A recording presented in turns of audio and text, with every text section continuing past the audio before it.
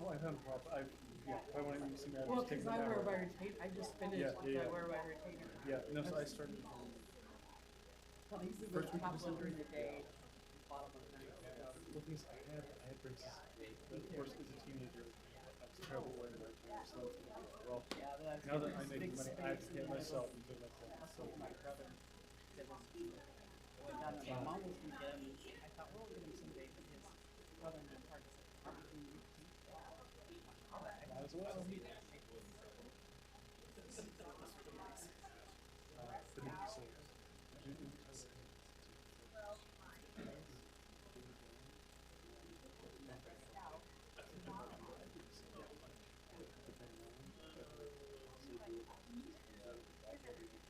Right.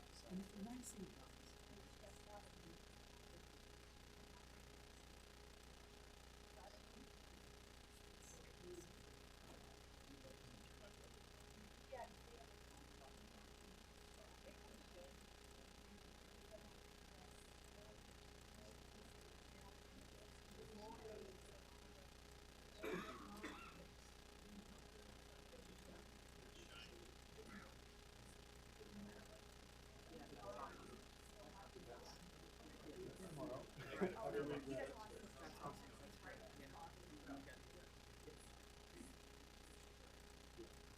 and everyone else should have another shopping or whatever.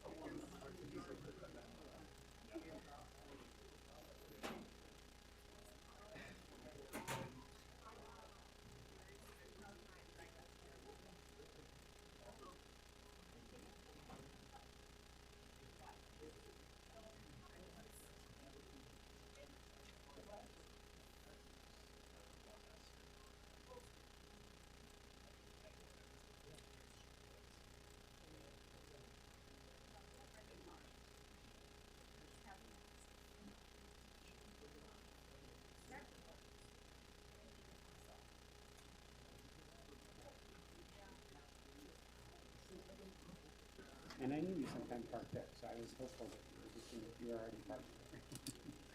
Then I walked in and saw you went in the opposite front. You good? You ready? Okay. Kelly, you good?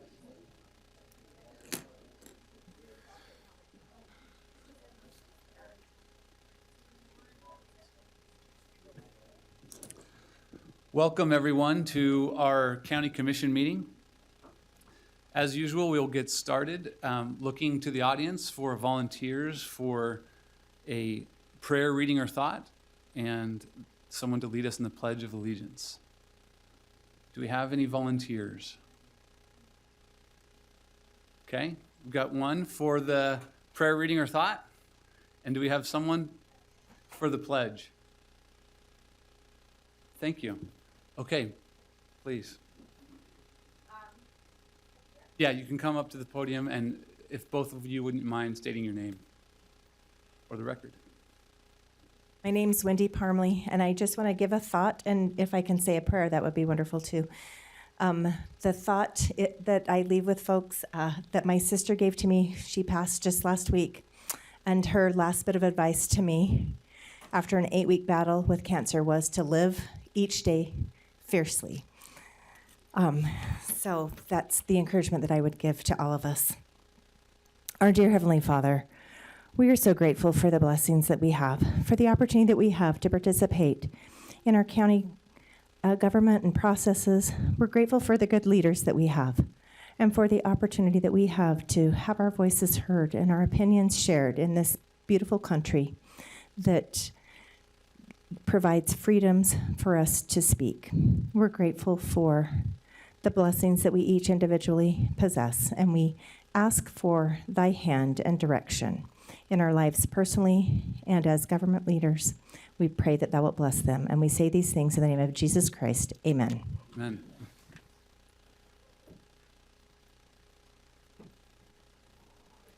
My name is Jeannie Bowen. Please rise and recite the pledge with me.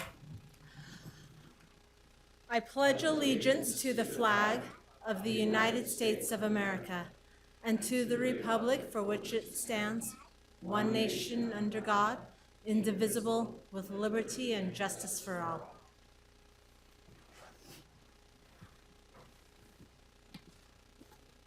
Okay, before we build our agenda, Commissioner Lee. Yes, will Raylan Warner come up?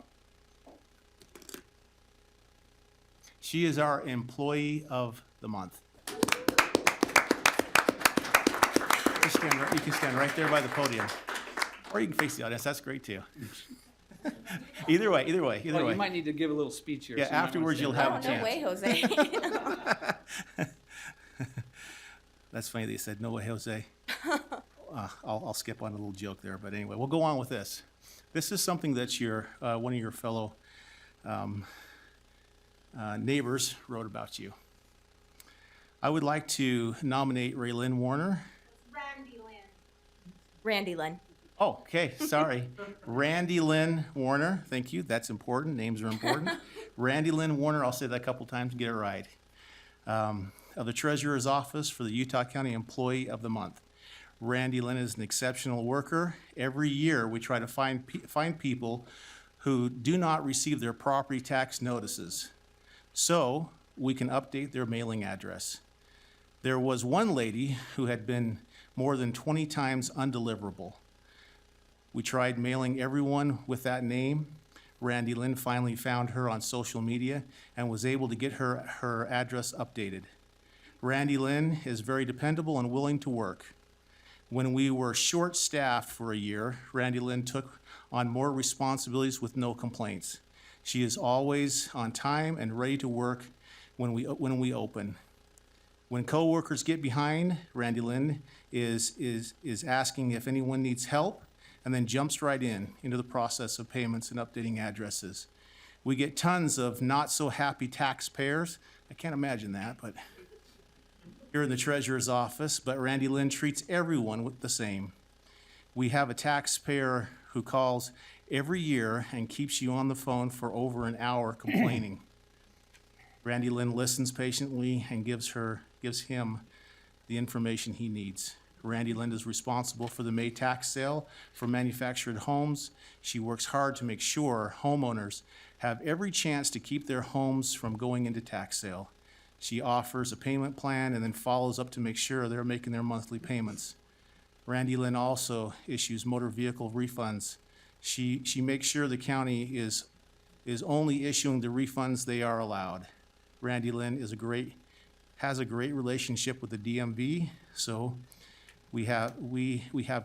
so when we have questions, she knows who to ask.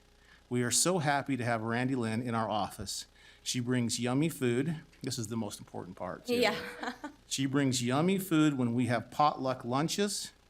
She is kind and caring and listens to everyone. Randy Lynn brightens our office, and that's from your fellow employees there. So thank you and well done for your work there in the treasurer's office. And we do have some little goodies for you here and a certificate. And we want to give you an opportunity. You said, "No way, Jose." But would you like to say anything? Not really. I love working in the treasurer's office. I mean, I thank my office for nominating me. I was surprised for sure, but it feels good. I like working there. Kim's an awesome department head, and I wouldn't want to work anywhere else, to be honest with you. So, Very thank good. you. Thank you, you guys. Thank you.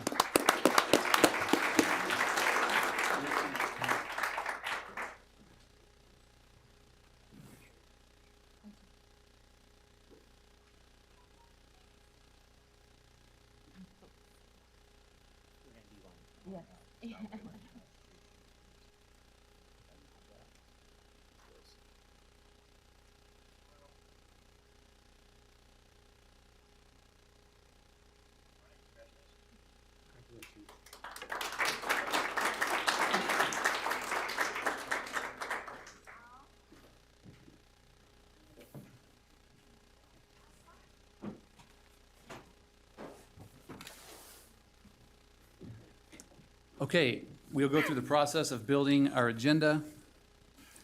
We have a published consent agenda and a published regular agenda. Everything that is not held for discussion will be moved and approved on our consent agenda. Okay, let's begin going through this. The first one, no, I No, have, for me, I didn't have anything on consent that I want to talk. I had number 10 that I wanted to either hold or just make a minor potential change. So is Robert Baxter here? Oh, okay, great. So we'll just hold 10, go back to it. We also hold number 3. 3, you said? 3, yes. Okay.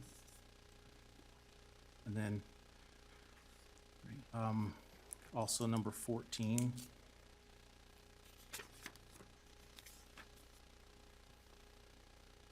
okay. And 21. Okay.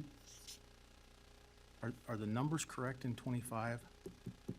Way low to me, but Oh, I have that to hold. We Yeah. have that. okay. Those are all the ones.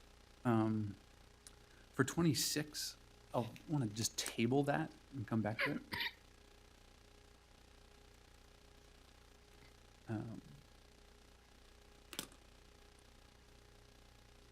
Okay. And then moving into our regular agenda. I think we need to hold number 4 and number 6 at a minimum. Any others? Number 6, let's see. Yeah. Okay. All right. We will move back to our consent agenda. And Commissioner Lee, item number 3. So on number 3, talked with the clerk auditor's office. I don't see her here. Part of the discussion on this one, as I understand it, is that it is not technically going to be grant funded, and how that works with this position. And there was some discussion that we had related to how that would work. If it's going to be grant funded, then it should be tied to grant funded. If it's not grant funded, then it should be tied to some sort of performance. There was just questions when it came to this position, which I think would have been nice to have go through a work session first, but still, that was how it was. And I can provide maybe a little bit of insight there. I think that, but Josh, feel free. And so I think this can go to, we can have further conversation about it for sure. My understanding is the reason why it's maybe somewhat vague about the grant funding is there is a new grant that the clerk auditor's office received as it relates to elections, and that frees up some funds that then can help this position be hired. So there is budget for it, and it's not going to diminish kind of the projected budget for the clerk auditor's office. But the way that the grant is working, we couldn't actually say that this position is a grant-funded position. Yeah, that's why in my conversations with Amelia, it was one where we somehow tie it on the back end that because the position becomes a long-term, which the grant can go away, and if it freed up money now, it may not for next year. So I was just wondering how we could tie that. And she kind of recommended maybe we do it through a performance, basis, or somehow have that tied, because I know the grant fund is usually a 1099. If the grant goes away, it automatically goes away. This wouldn't necessarily go away, so it'd have to be maybe tied to available funding, or if the grant's there, or part of this is going to be helping to write more grants. And so I don't know how we tie that appropriately is kind of the question. So I think I think that's a great suggestion, and I'm curious. There's two different points I hear there. One is just from the perspective of evaluating the position every year, looking at performance. Right. But then there's another point of, can it automatically go away? Yeah, right. And that's more of a HR question. But if this person is going to be hired as an employee, then I don't think we're going to be able to have the automatic triggers. Right. But we can certainly have a requirement in our budget process that it will be reviewed at the end of the year to make sure, have there been additional grants? Is this still needed? I think certainly this is needed much more so in a 2020 election year where there's 3 elections. So maybe, I don't know if Deneen, it looks like Deneen is not here at the moment, but I mean, I could make a suggestion that this, for example, this position is not rolled forward in any kind of baseline budgeting projections going forward, and that there's a full review of this position and the grants that are written by it. Yeah. Going into next year. And I agree, and I don't think it wouldn't be grant funded because that one has its own ties to it automatically. But in this case, it'd be performance tied.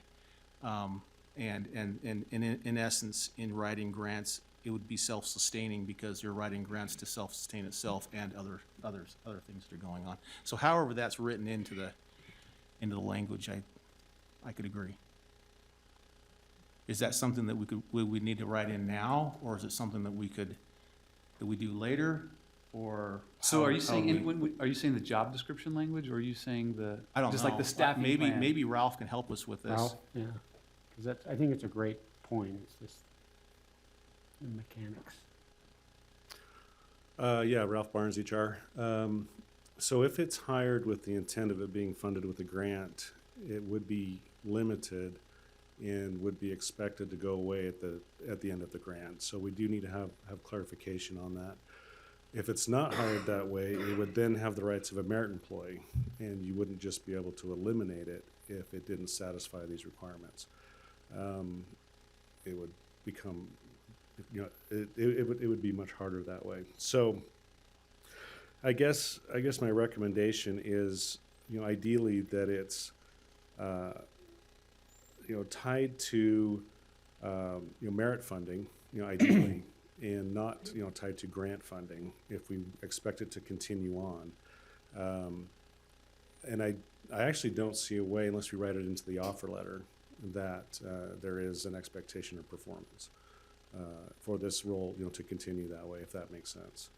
So, do you have other, questions I might be able to address? I think that answers what I'm thinking is if it's written into an offer letter that and I don't know what it would say, but if it said something similar to this position depends on X amount of grant money coming in, then there would be an expectation that that needs to be met, and if it's not, then it's underperforming. That, I believe, would work. And that's how I would do it. And in that case, even under the merit status, termination could occur. Yeah, so I would have it in the offer. I think would be the ideal situation, if that's the way we want to go forward with it. If Do there you need is, to have more discussion with that, Josh, or is that something that we could put in? You could go either way. The grant funding that we anticipate receiving this year would fund the position probably for 5 years. So it's a grant for 5 years, or is it a yearly grant? Well, it's revenue that we weren't expecting that could cover the cost for 5 years. So, okay.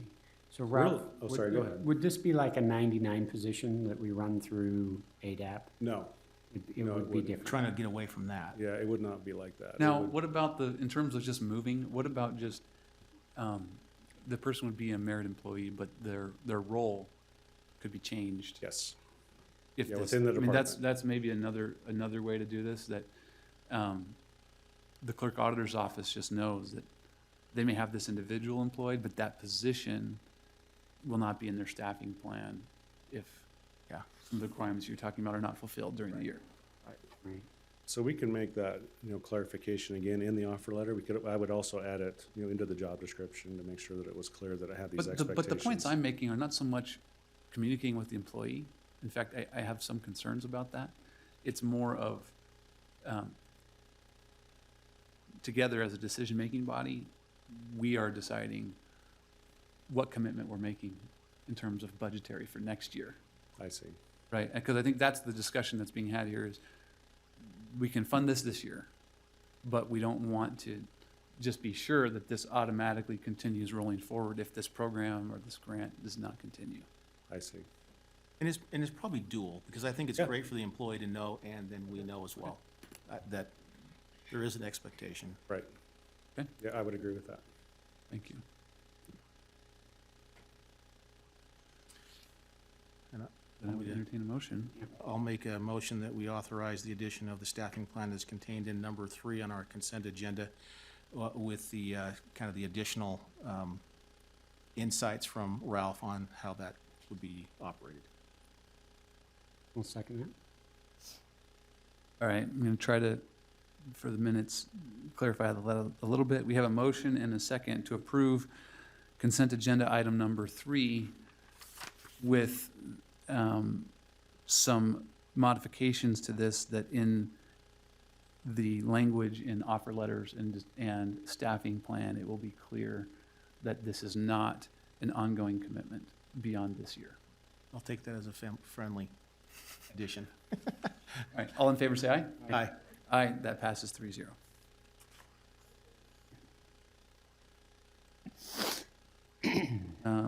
Let's see, 10 was the next one, Robert.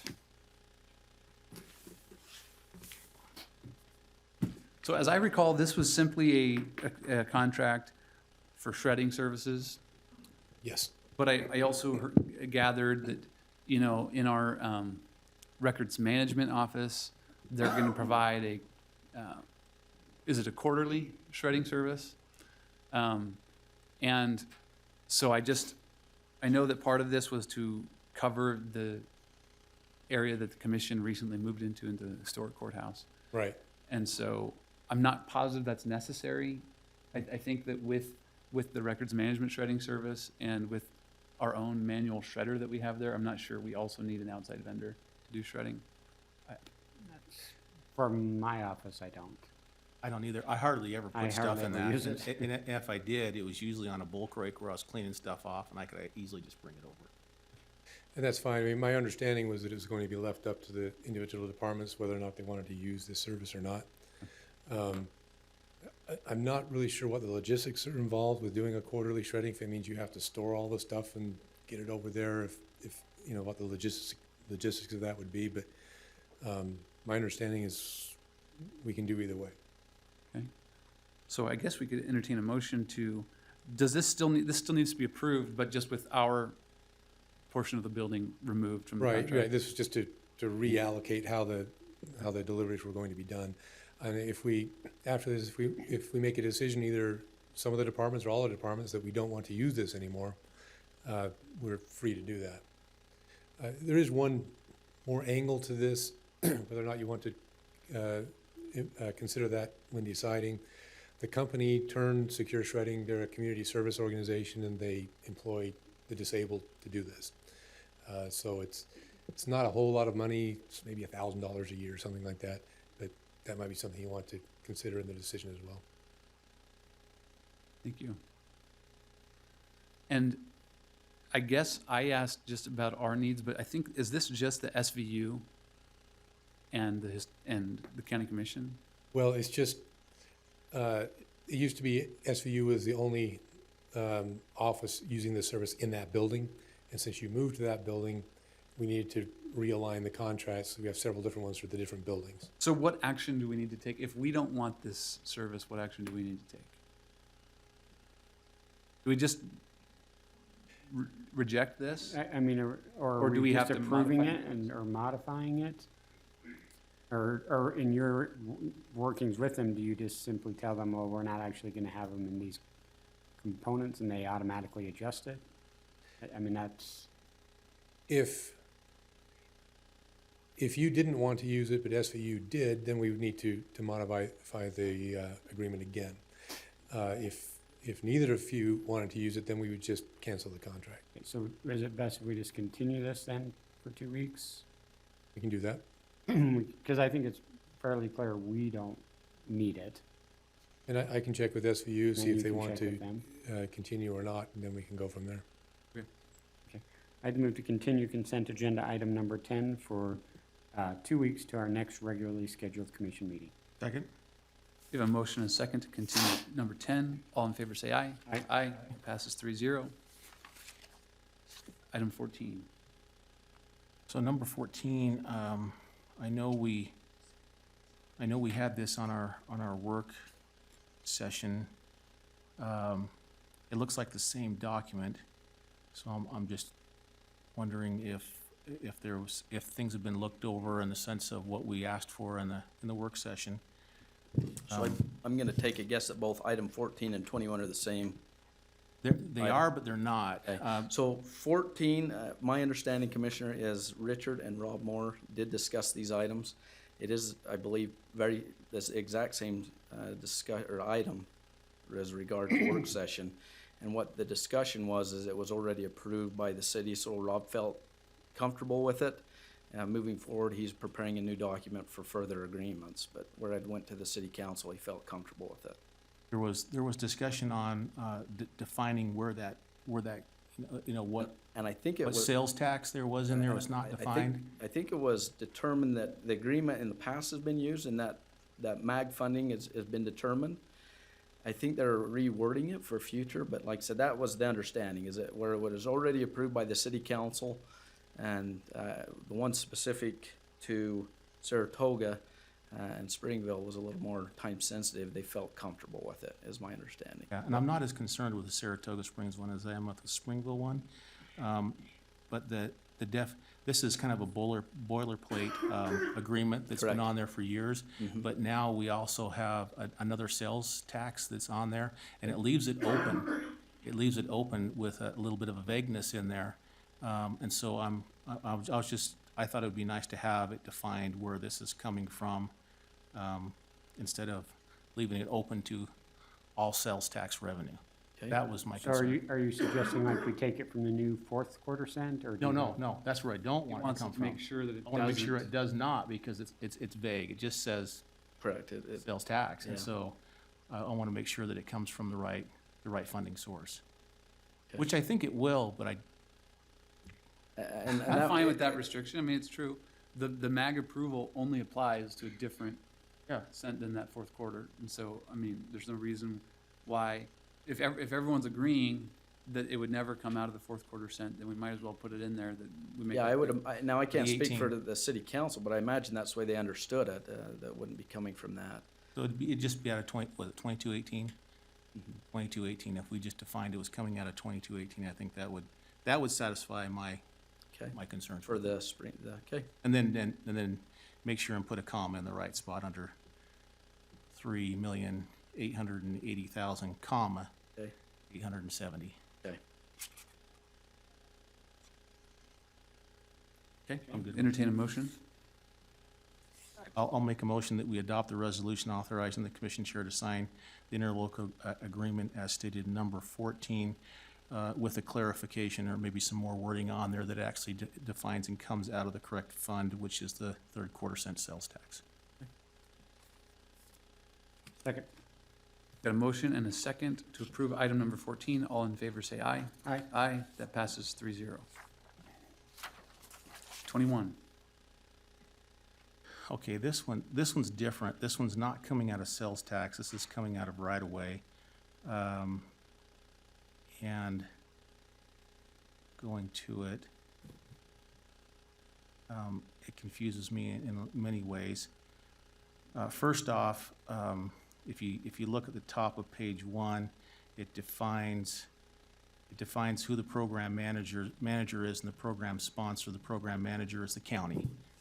And I just want to make sure and point that out. And then if we get down to on the whereases, 1, 2, 3, 4, 5, 6, 7, seventh whereas, where it has the bullet points, it says MAG, and maybe to back up just a little bit, corridor preservation funds, it goes through a different process than the funding for road projects, in that it's not MAG corridor preservation fund, it's COG. It's a COG function, not a MAG function. And there is a difference between MAG or the MPO and COG. The MPOs and MAG have UDOTs on there, UTAs on that. Other counties can sit in on there and vote in that. The COG function is strictly just the county only. And so I think it's important that we make sure and identify that it is a COG corridor, and the preservation funds have to come back to the county commission for us to approve them. And second is that I'm not sure if this was on the list with COG functions. I'm not sure if in a COG function, if we actually voted on this or not, which needs to go through a COG function before it comes to us. So that's some points there. So every time it says MAG corridor preservation funds, I think that's inaccurate. Then as you read down through the bullet points on this, says MAG to purchase the needed property in whole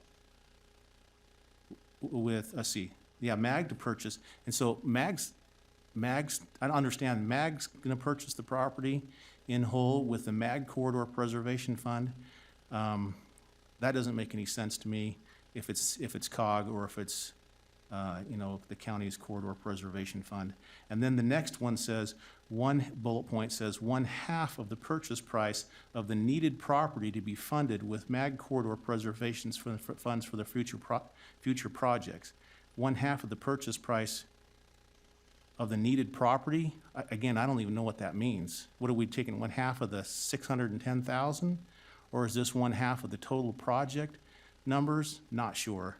And then the third bullet point says 1/2 of the purchase price of the needed property to be reimbursed by the program manager, the county, to the MAG, and MAG tip funding becomes available for the approved projects.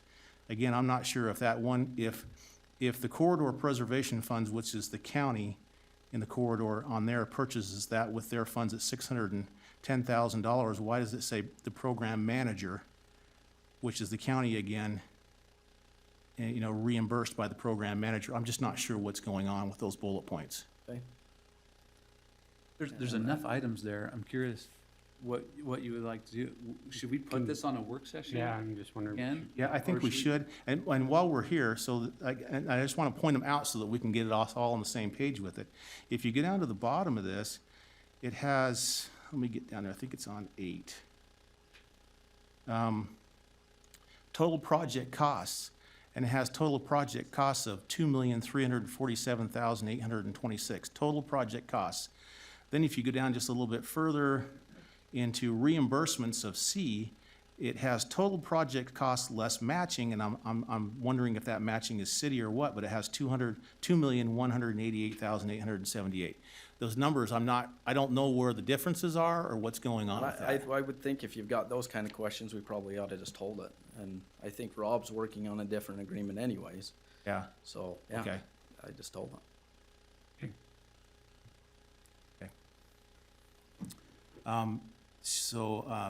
I'll make a motion then that we continue item number 21 on our published consent agenda to our work session, our next work session. Second? We got a motion and a second to continue item 21 to our next work session. All in favor, say aye. Aye. Aye. That passes 3-0.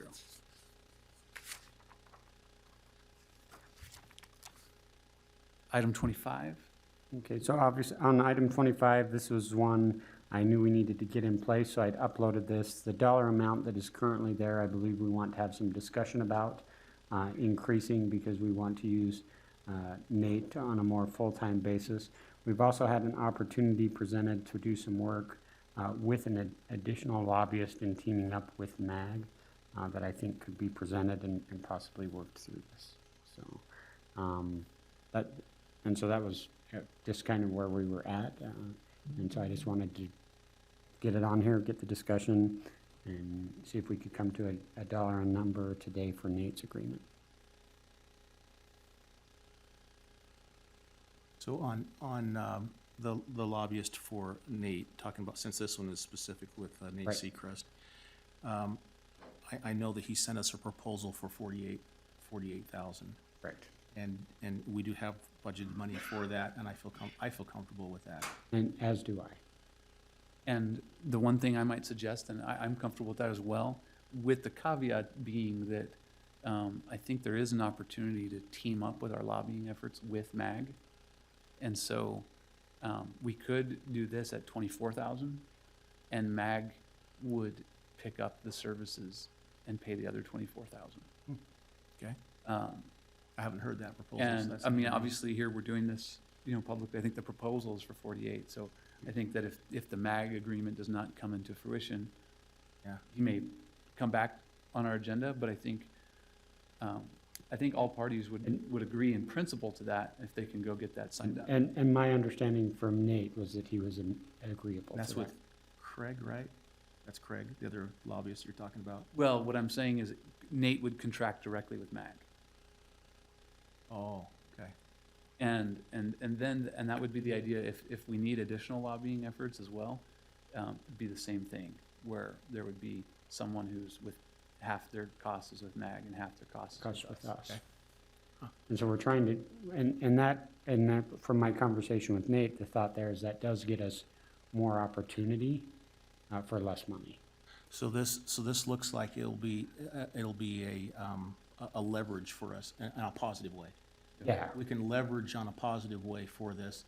Part of the concerns that I know we've felt in the past was when we had a lobbyist that lobbied for everybody, was the negative leverage that we didn't have a directional tie to it. But this, you feel like this will be a positive leverage I point? just feel like, the benefit of being associated with MAG as well is from us, oftentimes I think the issues that we talk about are the things that affect our general fund.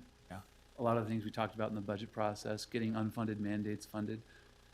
And sometimes we also talk about our core transportation needs for the county, but we don't focus on that as much as MAG does. And so if they're looped into both of those conversations, the whole point is to get more for Utah County, but through both of those forums. And I think it gives us a greater voice with MAG and their efforts on the Hill to advocate for the dollars in the way we see appropriate for transportation type of items. And so that would leave this number at 24, correct? Correct. Is that, I'd move then that we go ahead and approve consent agenda item number 25 with the noted amendment of the dollar amount being 24,000. Second? Got a motion and a second to approve item number 25 with the modified amount stated. All in favor, say aye. Aye. Aye. That passes 3-0. Okay, now we are on to our regular agenda.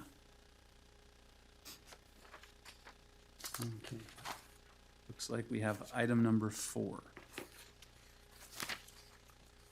So I've had the opportunity this morning, well, actually this afternoon, I guess, to meet with Mike to go over some things. And as my office oversees this as the portfolio department, we've come up with something I just kind of run through in the contract and as far as base numbers.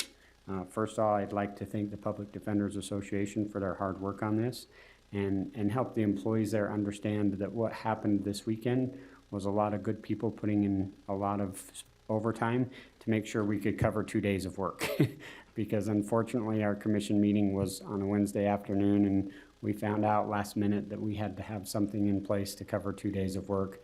And so this wasn't anything other that what you were concerned about as far as potentially losses was simply us doing the measure to make sure we could get to today, to where we can put in some long-term plans for your office and our continuing contract. In meeting specifically with Mike, we've talked about the specific needs of their office, and the top one is a financial/business manager, which would come in at about $120,000. Increased rent at the UCCU building, which is $161,587. Merit increases for COLA, which would be $118,869, and the addition of an attorney at $110,000.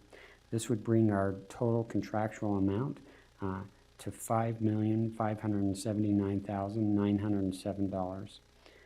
And as we look at this particular amount of money, I would make a special note that what we're trying to do here is to, especially with the financial manager, is to get more data from within the organization so we have a greater understanding of their needs.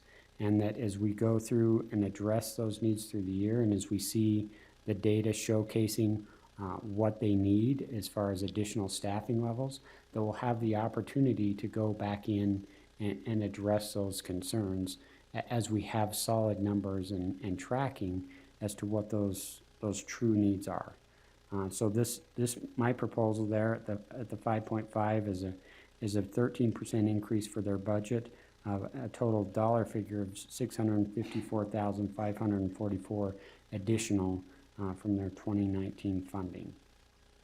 And that's kind of my initial proposal that I would put out there. I believe it's kind of a middle ground proposal, but it does give us an opportunity to move forward with additional changes as data justifies those needs.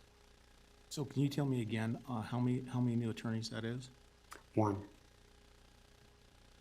One new attorney, and business manager one. Yep. And other staff. No additional staff.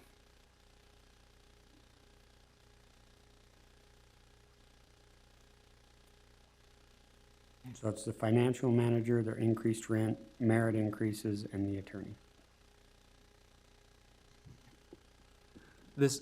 I'll make a preview to actually this item and the next item that I'm sure we'll have discussion on. It's been an interesting time. There's been a lot of tough conversations. And I went back and I remember a year ago when I was 1 week into office, the very first public remarks that I made as a county commissioner, it was already becoming apparent to me that I was used to, in my prior career as a corporate lawyer and venture capital investor, that I was used to a higher level of scrutiny than I was seeing day to day in the county. And the Daily Herald wrote up this quote that says, that I said in that meeting, if you have business or interactions with the county and you find yourself on the receiving end of this scrutiny, please don't take it personally. It stems from the belief that I don't report to my fellow commissioners, I don't report to department heads, employees of the county, and certainly not to special interest groups. I report to the people and the taxpayers of this county and view that as a sacred responsibility. In both of these contracts that we're going to be discussing today, we have millions of taxpayer dollars going to private organizations that are not subject to the same reporting and approval requirements that we have in the county or in normal and typically in government entities. And that's okay, as long as these private organizations ensure that in their financial reporting, governance structure, et cetera, we ensure that an appropriate level of accountability for the expenditure of public funds is there. And so the points that I'm going to make today are more about this principle. It's not about determining the appropriate level of funding today. In other words, step one is to demonstrate that you have the appropriate level of accountability and financial reporting in your organization. Step two is to use that enhanced transparency and analysis to make your case for additional funding. So for me, in both cases, what I'm trying to see is just making sure that that appropriate level and transparency is there. That can put a baseline in place, and as Commissioner Ivey said, we can look at enhanced data throughout the year, and there might be room for more. On that basis, I do think there might be a couple of things, Commissioner Ivey, that in your proposal that I'm not sure they need in this baseline, and that I would prefer more that they have to come back to us. And that would be the rent, the increased rent. I'm not sure, that would almost double the total rent that they pay, while there's not really significant headcount increase. So I'm not sure why we would give them that much of an increase in their rent when their bodies aren't increasing. And I think Mike can probably answer that, and we have some assurances from the contract on their building that if it's not occupied, it's not paid for. Actually, I know that you had several questions, and I know we've all talked offline.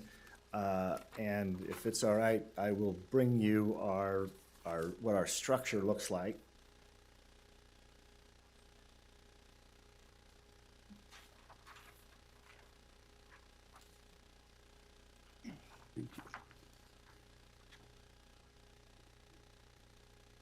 And we probably ought to start with the issues that came up offline. I know that they didn't like, or that there was a concern of our board of directors. On this page, you will, the board of directors is not correct, if I could correct that. Myself would be the chair, Mike Petro, Chris Cannon, Lori Falke, and Doug Wright. Tom Means and Molly Anderson have been fill-ins while we've been out looking for other board members. Since then, we have commitments from Claudia Laycock, who is a retired 4th District judge, and Robert Bullock, who's a retired justice judge. We also have asked Joanne Landau if she would be on our board. She went to the governor, and the governor said no. But I asked her about possibly appointing someone on our board, and she said that that's a possibility. So as far as our oversight on the board of directors, I think, we've heard your issues, and we have had problems keeping people on our board. The only reason Tom and Molly were on there was as a temporary fix because we went 3 consecutive meetings without having a quorum. So we needed to do something. So that was just temporary. So our 2020 proposed board is the people I just named, plus the possibility of Joanna Landau naming someone.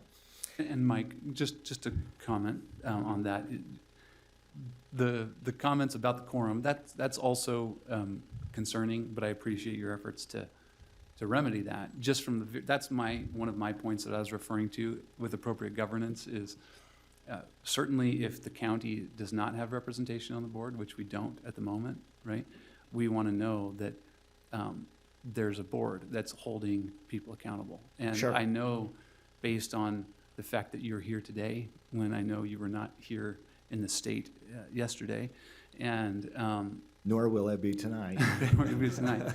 I appreciate all of your service on the board and all of those who've worked throughout this week to get things together. But those are the types of statements that, I appreciate that you guys are trying to beef that up because it helps us we need to know that there's a governance structure that's working and holding the organization Sure. accountable. Sure. And we want the same thing you do. We've just had a heck of a time filling positions. We get somebody and then they don't show up for 2 or 3 times, and then so we not only would want your help, we've needed your help. So I think that we've got a board now that we feel pretty confident in. Now, as far as the rent goes, as you know, we have an eviction notice that we're to be out of the county building by the end of the month, actually by the end of 2019, and you've somewhat walked that back, but we still need to know that we have offices. Right now, we're working with a 3-month contract because, as you said, this last weekend, we put together an interim contract that runs through March 31st. The problem we have is going back to our employees and telling them that, hey, in 3 months, you might not have a job. People are going to start jumping ship. And we've had a long relationship with the county. And I think that you have got more money or more good out of the money that you have spent with us, and we're considered a private group. We're not a county government. We're actually on the private side. And so we recognize that we need a business manager. We started out as a one-horse operation. In fact, in 2005, we had 5 employees. Today, we are having a $6-7 million budget. We need to keep up with the times. In fact, Debbie said something this morning that I grabbed her and I said, I want you to repeat that because I couldn't remember it. And this comes as far as what data we can give you, the reporting we can give you. We know that we haven't kept up with the times. Joanne Landau said the same thing, that she's happy with our performance, but our reporting has not been what she would like. And so I was in touch with the Salt Lake County Public Defenders, and this structure that I just gave you somewhat copies their structure. And the IDC likes to see this structure. Now, the difference between the structure that they have and this structure is our top 3 people all carry cases. Their top 3 people don't carry any cases. They have 1,114,000 residents. Their budget's $20 million. We have 610,000 residents, and our budget's $5 million. So part of the reason their budget's so much higher than ours per capita is because their top 3 employees don't carry any cases. Tom carries a full caseload, Debbie carries a full caseload, Margaret carries a full caseload. And so if we wanted to fully adopt what Salt Lake County is doing and what the IDC would like, we would have to ask for 6 or 7 attorneys just to cover the cases that these 3 people are carrying now. So Debbie, she made a statement that I told her I want to bring her up and have her say that again. So I hope you remember it. I remember it. And my name's Debbie Hill. I'm with the Utah County Public Defender Association, obviously, and I know I've talked with some of you at our building, passing in the hallway. And I just wanted an opportunity to speak to what Mike is discussing, but just to let you know, I've been an employee at the office, an attorney at the office for almost 21 years. And so I can speak to what we were like when we were 5 attorneys and what we're like now. And so I'm not, my responsibility is not the data keeping. It is not numbers, budget, that type of thing. My responsibility is training, supervision of the attorneys, and hiring the attorneys. And so what I know from our attorneys, and there's a number of them that are here today, we've put quite a bit of work into training and supervising these individuals. Criminal defense is a specialized practice, and public defender work is a specialized practice within criminal defense.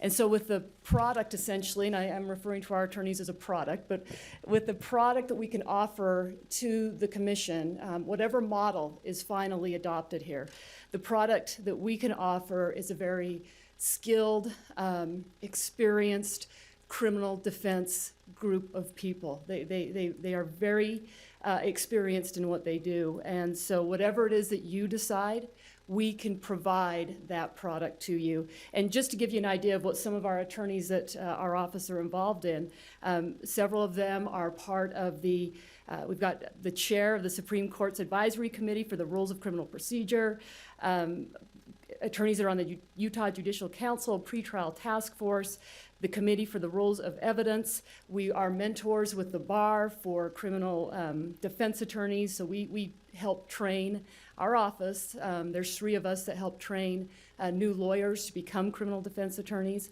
We've got a member of the Indigent Defense Committee. We have attorneys that are on the Utah Sentencing Commission, and then, of course, the Committee for Utah Bar New Lawyer Training Program. I was a prior president of the Utah Association of Criminal Defense Lawyers. I was a board member with them for 5 years. And we also have 3 Rule 8 qualified attorneys who are able to handle death penalty cases. So my point in bringing all of that up is just to let you know the quality of representation the Utah County community is getting in terms of defense representation. So whatever model that is, and that's outside of my decision-making, whatever model that is, I'm here to tell you, we can provide you the skilled, experienced attorneys who can fill that model, so. Absolutely. Mike, I think you brought up a really good point just a minute ago, and I wanted to highlight it because I think it's, for me personally, it's why I have full confidence that this wonderful relationship with these good people that do a great job will continue well into the future. And that was, you mentioned that the top 3 people still carry caseloads. Correct. And when you look at how Utah County government functions as a whole, that's our model. It's smaller, it's more efficient, and it operates on less budget than Salt Lake County does. Now, we can try and take good ideas from them, like a better structure, better reporting mechanisms, and incorporate them into it. But our core function and model is just what you highlighted. It's smaller, more effective government. And that's what we see from your office. You know, what I've seen in working with your office for the last 3 years is that dedicated skill set that works very diligently, but they do it in a manner that is mindful of the taxpayer dollars. And so when I talk about data and better reporting mechanisms, what I'm after, for me personally, is the capacity to showcase what you're doing to the public, so that when we have to do things like we did and raise taxes, the public can fully understand that their money is going to good organizations like you that run so efficiently that even the top person is still defending cases. And then when the public understands those mechanisms, they're a whole lot happier to say, yeah, I can put my money behind that. But we have to have that type of data and that type of reporting mechanism to do that. And this I is think where we're on the right path there to be able to showcase that. And this is where we somewhat run into the chicken and the egg situation, is we can give you all sorts of data and all sorts of numbers and all sorts of this, but we can't without increased funding. Right. And right now we're working on a 2.5 month contract, which isn't real good for morale. Well, I hope in a few minutes you're going to have a full year contract. That's We got would you some like good to have a numbers bigger on it, so. contract, and we would like to have it through the end of the year, especially with us being able to come back and adjust as we're able to give you the models that you need.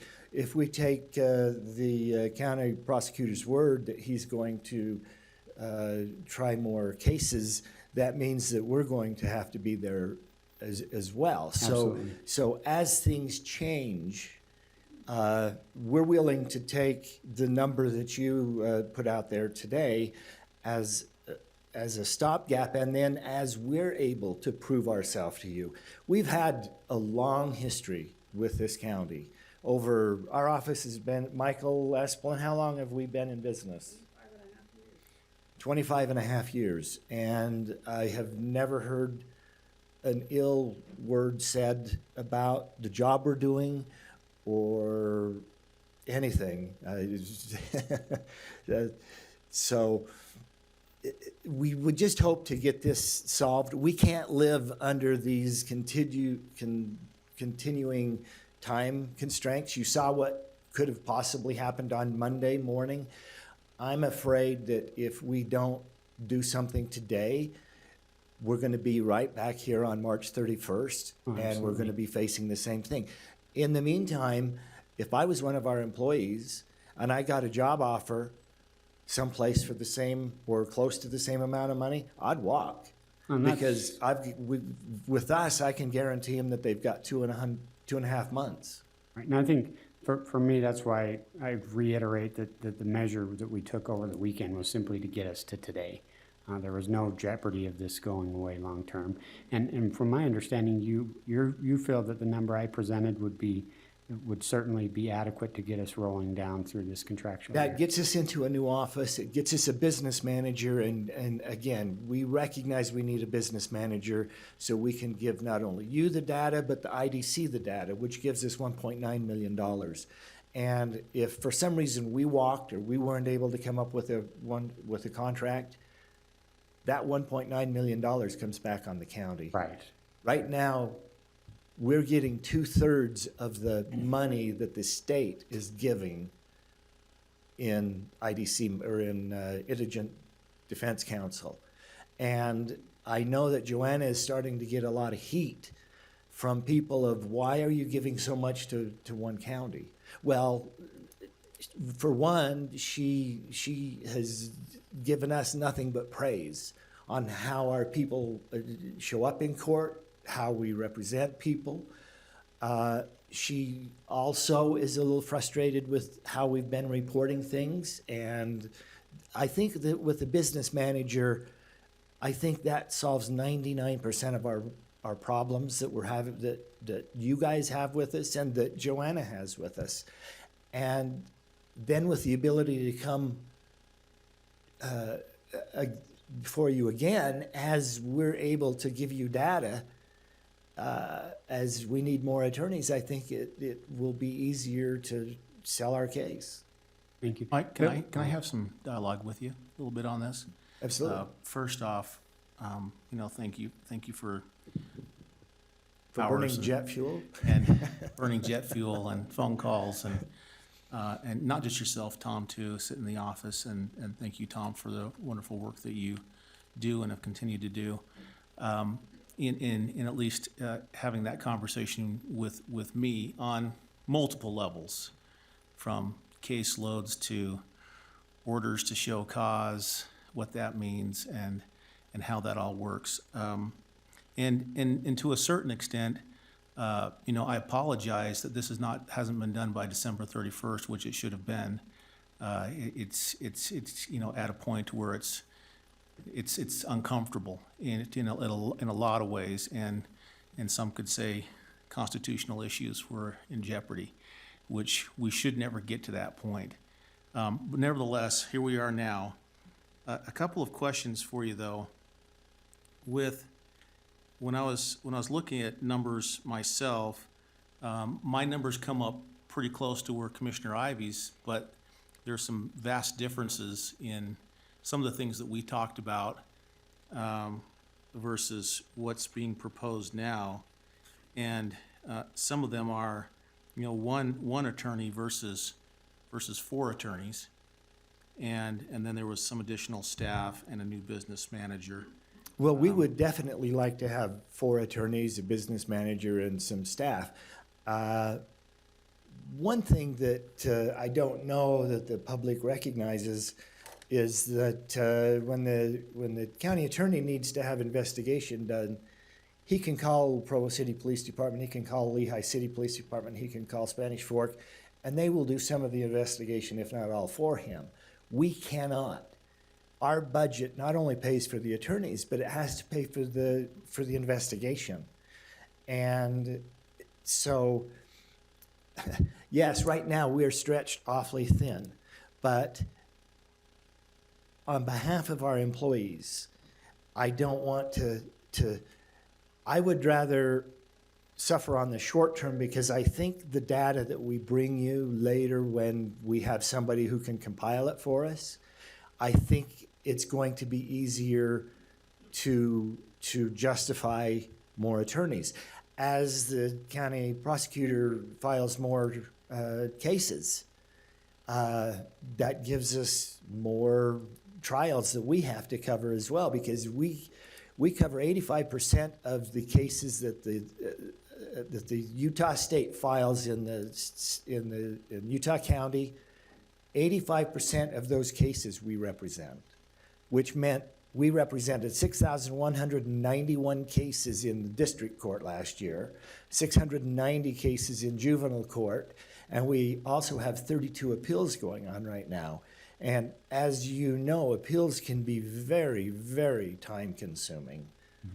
Yeah, so if I keep going down this list then, because my numbers are pretty close to what is being proposed, but there is the word was used, a merit step. I think part of the money in there was merit increases and COLAs. Was that correct? Correct, yeah. That number too? 0.025%, I believe. Just merit, no COLA? Okay.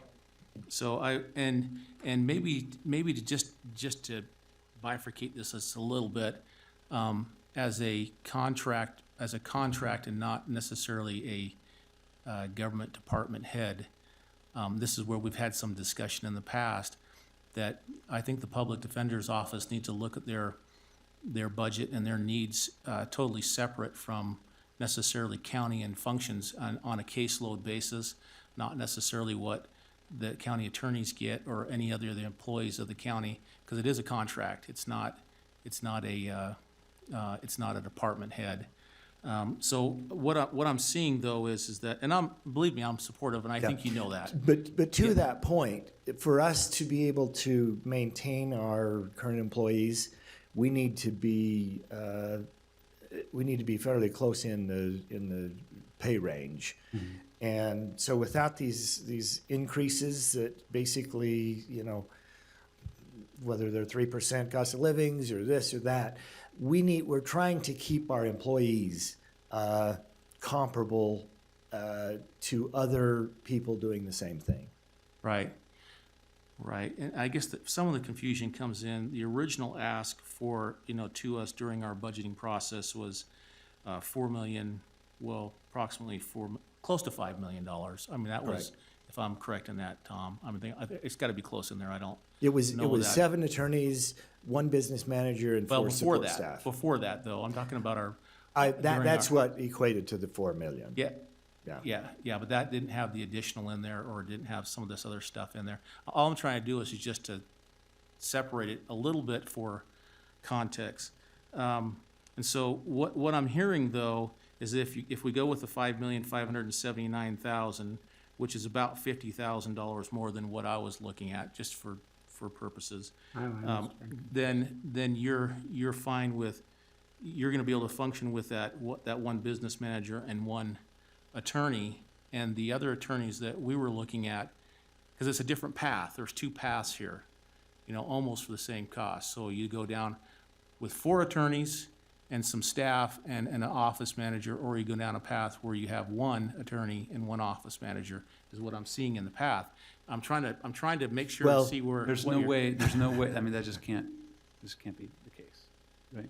Well, I'm trying to figure out. To be I know, quite but how could we have the same dollars and one is 4 new attorneys? And that's where I'm trying to get the difference. The difference has to be in the with- merit and the with- COLAs, or in the office space. Is those the differences? that are in the numbers? The increased office space is going to be some of it. Now, I'm not sure I follow you with the other one. When Tom originally made the budget hearing, I wasn't here, but that was for about $4 million. And how we got to that was About 5 million. Was 7 new attorneys, 1 business manager, and 4 support staff. And that's what came up to that number. At that time, we did not know we were being evicted, but even at the offices we had would not have housed that many people. So, however, that did not include the rent difference. And then when you and I spoke, under the current financial situation, we discussed that it probably didn't make sense for us to go that high, and that's when we talked about the 6,191 cases. How many of those were ordered to show causes? How many of it was this and that? And that's when we decided that, we want 7, but we could live with 4. And that came to $1,525,000 was the want that we were talking when I spoke with you at your office. Since then, a lot of things have happened. Our contract ran out. The judges would not let our attorneys practice. Our attorneys are now nervous that we have a 2.5-year or a 2.5-month contract. We've heard all sorts of things that they might put it out for bid. And quite frankly, I would rather tie it down now at a lesser amount that includes a business manager, an attorney, and the rent. And then as this business manager is able to give you what you're looking for in data, in stats, in comparables, in everything. I met with Salt Lake County, and he showed me the presentation he was going to give to the Salt Lake County Commission. And I'm embarrassed to say I'm not going to have near that nice a presentation when I make it. But as Commissioner Ivey has said this afternoon when we met, that this contract would allow us, as we have the ability to bring you the data, that hopefully by the end of the year we can get to the numbers that we want to. But in the meantime, Okay. our people are Mike, working with a 2.5-month contract. Let me read you some specific modifications, because I think we're pretty much on the same page here. I just want to make one clarification for maybe this might help bridge one of the gaps, is because I ran into this issue. I wonder if, when you guys were talking about the 4 new attorneys, if you were using a baseline that was last year's budget, which is like a $4.78 million. No, And last year's budget was 4.92536. Well, that was what I was going to say. If you forget to add in, Oh, if you look at what no, the I had original that. contract was, it was 4.78. If you look at what the run rate Right. was, then it's a little bit See, and higher. that's Yeah. some of the problems I've run into, is because when we start talking numbers, it's somebody's using this number and it's like, oh, no, we're talking about this So sheet I was over using here. that number. I was using that number, but then when we talked and worked up, the 4 additional attorneys and the support staff and the business manager and so forth, it was 1.525, which you were talking about. Correct. Which would bring us up to, basically, $5,500,000 and something, $1,000. 6.5. Yeah. That's- Last year's budget, So Right, Mike, And if you again, started, if you it- started at 4.9, 4.9 and you add 1.5, 1.5 so you're at 6.5. that's right, 6.5, yeah. So I have last year's so budget. mine would be Oh, $1 I see, million. I see what you're saying, yes, okay, so I was running it different. So you're right, you're right in the sense that you're bringing it down and eliminating 3 attorneys. Right. 3 attorneys and 2 office staff, but you're keeping the budget manager Correct. and and 1 attorney. Yeah, so With it would the be- ability- With the increase in rent. Correct. And with the ability for us to come back Okay. at a certain time Right. and ask for more as we have better data and better records. Absolutely, because I think all 3 of us are fully committed to the cause of public defenders. And so, Mike, what I wanted to do just quickly is look at some of the specifics in this contract. And to start with, on consideration in Section 2, we'd modify that to have the 5.5 million number that I mentioned, 5,579,907.12. I've not seen the contract Right, you're and that'd be talking about. reiterated through it. And then as we look, so that's your baseline number, right? Is that the 5.5 number that we talked about today in our office? One of the things that I had proposed in this contract is within your association, I'm agreeing to submit itemized quarterly statements, and I'm gonna strike 5 days and put 10 business days, because I know it's taken some time to get those reports in, and we want those reports to be accurate. And Kyle's gonna bring you that copy so you can this is follow the along. latest draft. If you want to start from page 1, Commissioner, and then Mike will be able to walk through it with you here. You know, if we're gonna do that, I would like to have legal counsel here. Sure, absolutely. Tom? Right, no. We're getting it over my head. I'm good with numbers, but Right, no, that's now great. you're way out of my wheelhouse. This is the draft. This is the proposed draft. This is the proposed draft, and so I'm gonna highlight what I'd suggest is a couple modifications. And so it'd be on your second page in category 2 under considerations. The number we're gonna plug in there is the $5,579,907.12, which is kind of a middle ground number there, right? With the understanding that gets you your financial manager, your increased rent, your merit increases, and the one attorney, additional. Can I respond to that? Sure. It will give us merit increases. It will pay for a portion of a business manager. It won't fund another attorney. Okay, because I had 120,000 for a financial manager, 161 for your increased rent, 118 for your merit, and 110 for the attorney. See, and this is where we're all looking off of different spreadsheets, Right, and this that's- is where it gets kind of fuzzy. Right. From when I talked to you to when I talked to Tom, I believe the difference was an $80,000 difference. Okay. And again, for the sake of our employees, I would take the lesser amount to get us through the end of the year, because I think by the end of the year, we're going to be able to give you information that is going to justify more attorneys. And as the county attorney files more cases, obviously, we're gonna have more cases. Absolutely. So anyway, I'll let you. Okay, so we've kind of got that slight difference there. We've got on page 3 under B, again, we're just substituting the number for the different amount. The next change I would make note of is on page 6, section F, where it talks about the association agrees to submit itemized quarterly statements. We'd strike within 5 days and change that to 10 business days to give us more time to get the statements accurate and correct. And I believe that helps us with our IDC as well, because and we're trying to mirror those reporting requirements so that it's just a lot easier for your office staff to just one fell swoop that, and it gives you the 5 extra days to do that.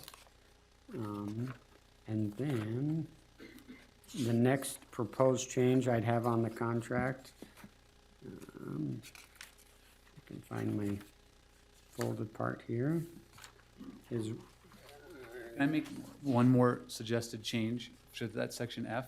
Yeah. It just occurred to me, I mean, one of the reasons why, obviously the same financial and management infrastructure that existed when there were 5 public defenders and today, just the growth itself requires more investment, but there's also the fact that you now are reporting on a state grant and you're handling some appeals under a separate arrangement, and you're handling some cases on behalf of other counties, right? And so I think that these reportings we should also make a note there that it separates out the various counties that services are performed. Sure. Yeah. And as I have said all along, we are willing to give you any information or detail you guys would like. We basically need your help to do it, because without the additional funding, we don't have the staff. Tom's not an accountant, Margaret's not an accountant, Debbie's not an accountant. I could probably pass for an accountant, but I don't work here. So, Right. The next change I'd make to the actual contract is on that same page under section 4, covenants and restrictions. And I'd actually omit and strike this section because it's our expectation, has been discussed, that the association will indeed hire this financial manager. And so I don't see this particular subsection as necessary because we have full expectation that you're going to follow through and to do that. and we're fine leaving it in either way because we plan on, we know we need to hire a financial manager because if we're gonna talk to you guys again, if we're gonna talk to the IDC, they want more detail. And we'll be able to give you more data. Unless you're able to drill down and to look at some of these things, we might find that we're spending way too much time chasing the wrong people or, we don't chase people, but we might find that we're spending way too much time on the wrong things. Just like any business, 80% of your time is spent on 20% of the stuff. And it's usually you should spend that 80% of the time on the 20% of the things you make money on. So, Mike, are you sure you don't want to apply for the business manager job here? I will say that I really appreciate what you've done to help facilitate this. I think you're hitting the nail on the head, right on the head in terms of what we needed to hear, and so I think that you're going to bring it back to us. I'm fine with this covenant restriction being stricken, but as a substitute, I may recommend just putting in here that they'll come to a quarterly work session and just do a reporting. So we don't need to play with the governance as much. I think that the board is taking some actions, we can already tell, right? And but we they would just have come. our financial person. The business Right. manager would come and present. Whoever could come present that. Well, I we mean, have it in I'd the- be more than happy to come, but I just. The old contracts had a reporting mechanism anyway on a quarterly basis, and that's kind of what we're talking about as a. For cases, but not for finances. For case reports, case Yeah. logs. For case reports, not for and I financials, but hey, I think we're what we fine. could do is just a full quarterly reporting with the understanding that would include, here's, a rough look at the cases we're handling this quarter and where we've invested our money generally.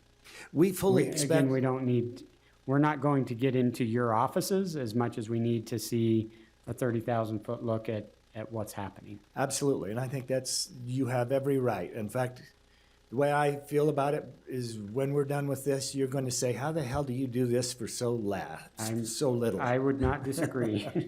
And the only other change I'd suggest is we would it actually should probably have the chairman of the Public Defender's Board listed as the signee on the end of the contract. That's it.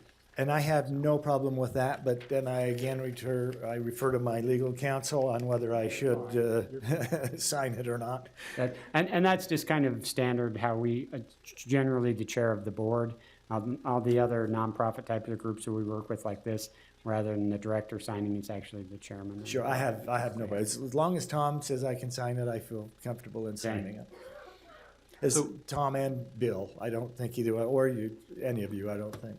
would lead me astray. I'll go back to just my one question then about the rent. Why would we increase double the rent, essentially? Well, right now we're paying, and again, we're all looking at different numbers. Right now we're paying $19.50 for, I believe, 8,000 square feet, and 9,737 or something like that. 9,737.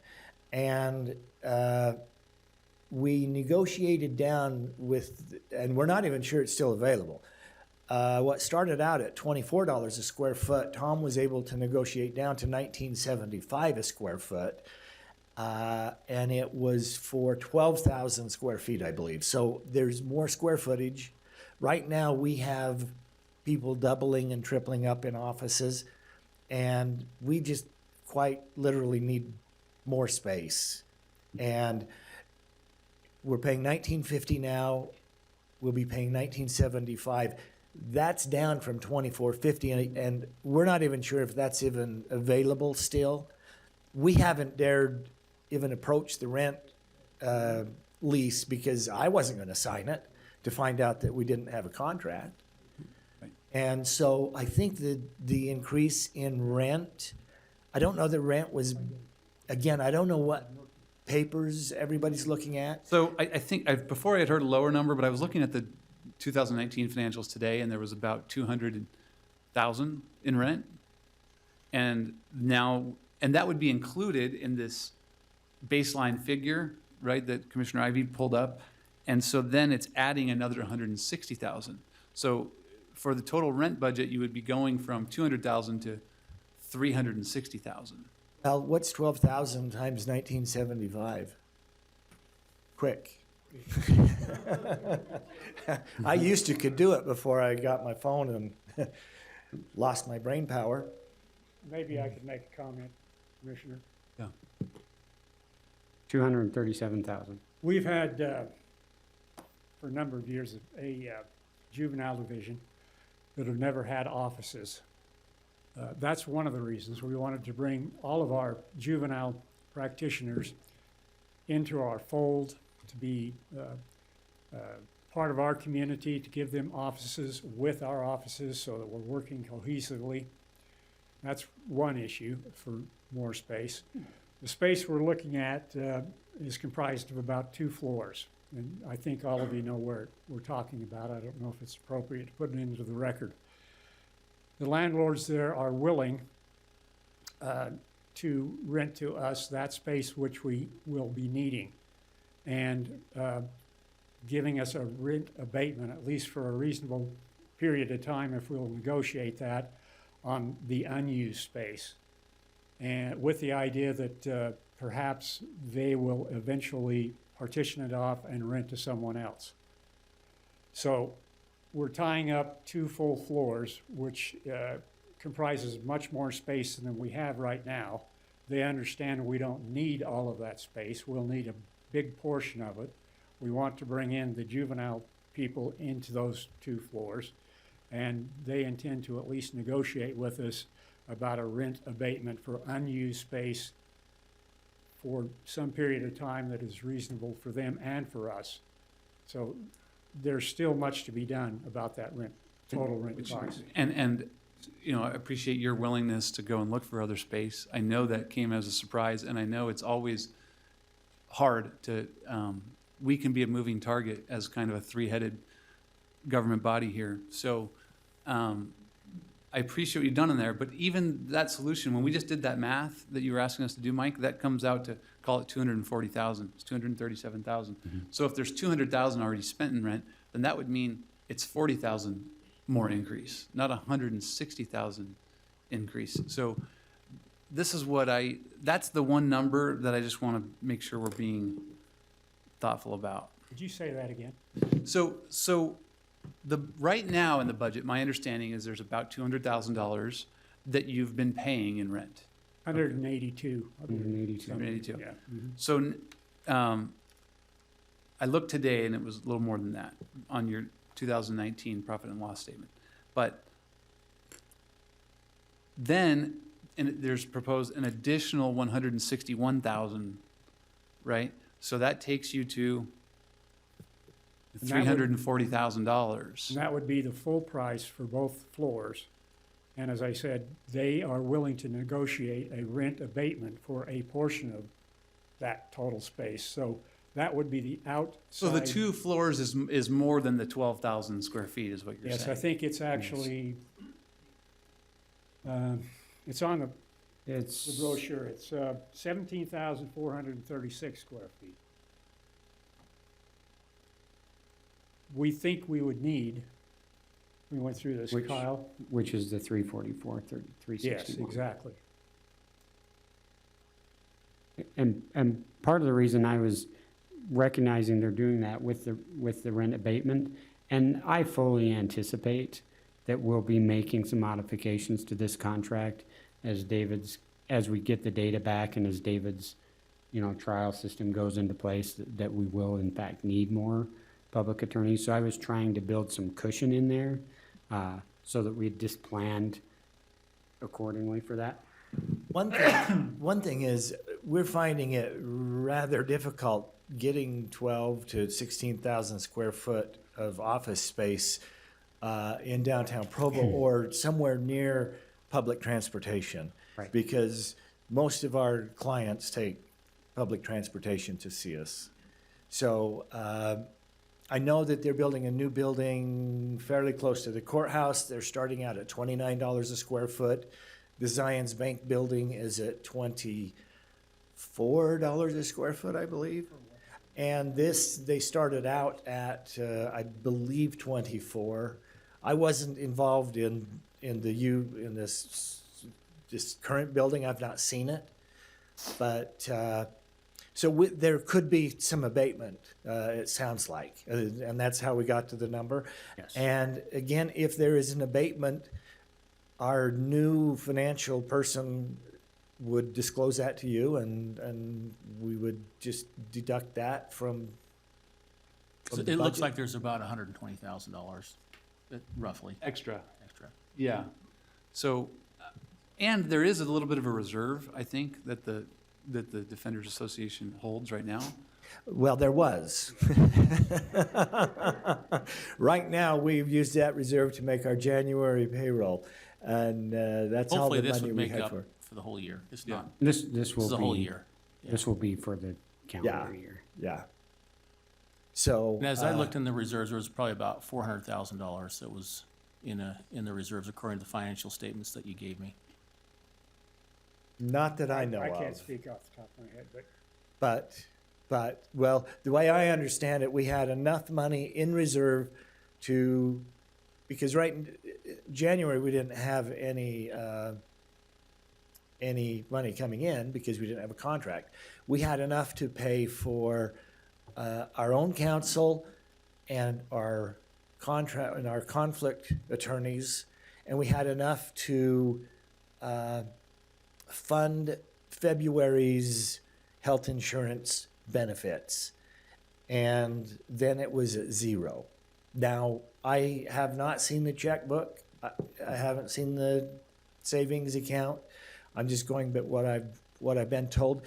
But again, once we have this financial person in place, I think that you'll find that things are going to go much easier, and we're going to be able to tell you to the penny. Yeah. Well, Although- my question, and then- Tom, is are you okay with this? This is workable for you for a year? we're speaking with What- one voice here. Okay. Mr. Peterson. Okay. Tom So- was not overly thrilled with this. You do have the IDC grants too, which is about $2 million. So your total 1.9. budget's going to be about 7.5, Yeah. roughly. But we had, 6,191 cases, a lot of cases. Now, granted, some of those are orders to show cause, but some are capital cases too. And capital cases, it's hard to put, caseloads up there because if they're all order to show causes, Yeah. one We've had attorney that can handle discussion. it. Right. If they're all capital Right. cases, then there's not enough room in this building Right. for Absolutely. attorneys. Right. So this has got to be kind of we're going to have to trust each other. And we have had a long working relationship, some 20 some odd years. At one time, they decided to take it from Michael Esplin. Are you here? Yes, I'm here. Or have you fallen asleep? Come on up here. I'm back there. Commissioner Lee, you asked me if there was anywhere in the county that they had actually taken this sort of thing and put it out for bid. And I said, indeed, they have, and it's called Utah County. And Mr. Esplin was part of that, and I think he was on the short end of the stick, so I'll let him talk. Yeah, originally in '76, I was the first public defender down here, one guy in the office. I did that for 2 years, and then I went to the county attorney's office, the chief deputy county attorney for 2 years. Then I went into private practice. The person took my place, asked for a raise with the commission, and they declined to give him a raise. And so he just quit. And so they decided to put it out for bid, and my firm, which then included like 3 people, bid it. We added 3 more people, so we had 5 people there, or 6 people there. And every year we contracted, and it was the same thing you're dealing with here, except we had a provision in our contract with Utah County that they would let us know by July 1st whether or not we were going to have to rebid it again. And then we finally eventually got to the point where we're doing something similar here, where we actually found some way to, and I can't remember how it worked out, where we were had a raise built in based upon caseload or some other cost of living or something like that. But we had that for 10 years, and then it got to the point where, and we were subsidizing it because we were a private law office, so you have to have rent. We pay the rent, and that money we got didn't include our staff or our materials, copiers, those kinds of things. And we ended up working for like $19 an hour. I billed, at the time, I was billing about $200 an hour privately, so it just didn't make sense for us to do it. So we finally quit, and the outfit that came in to replace us did it for the amount of our last bid, and they lasted for 2 years.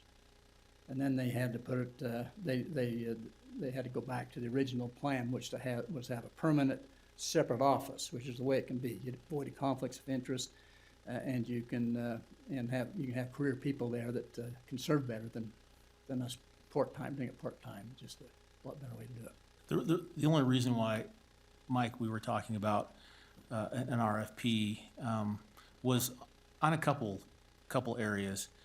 One, I have found in being in this position that when we put an RFP out there, it does a couple things for us.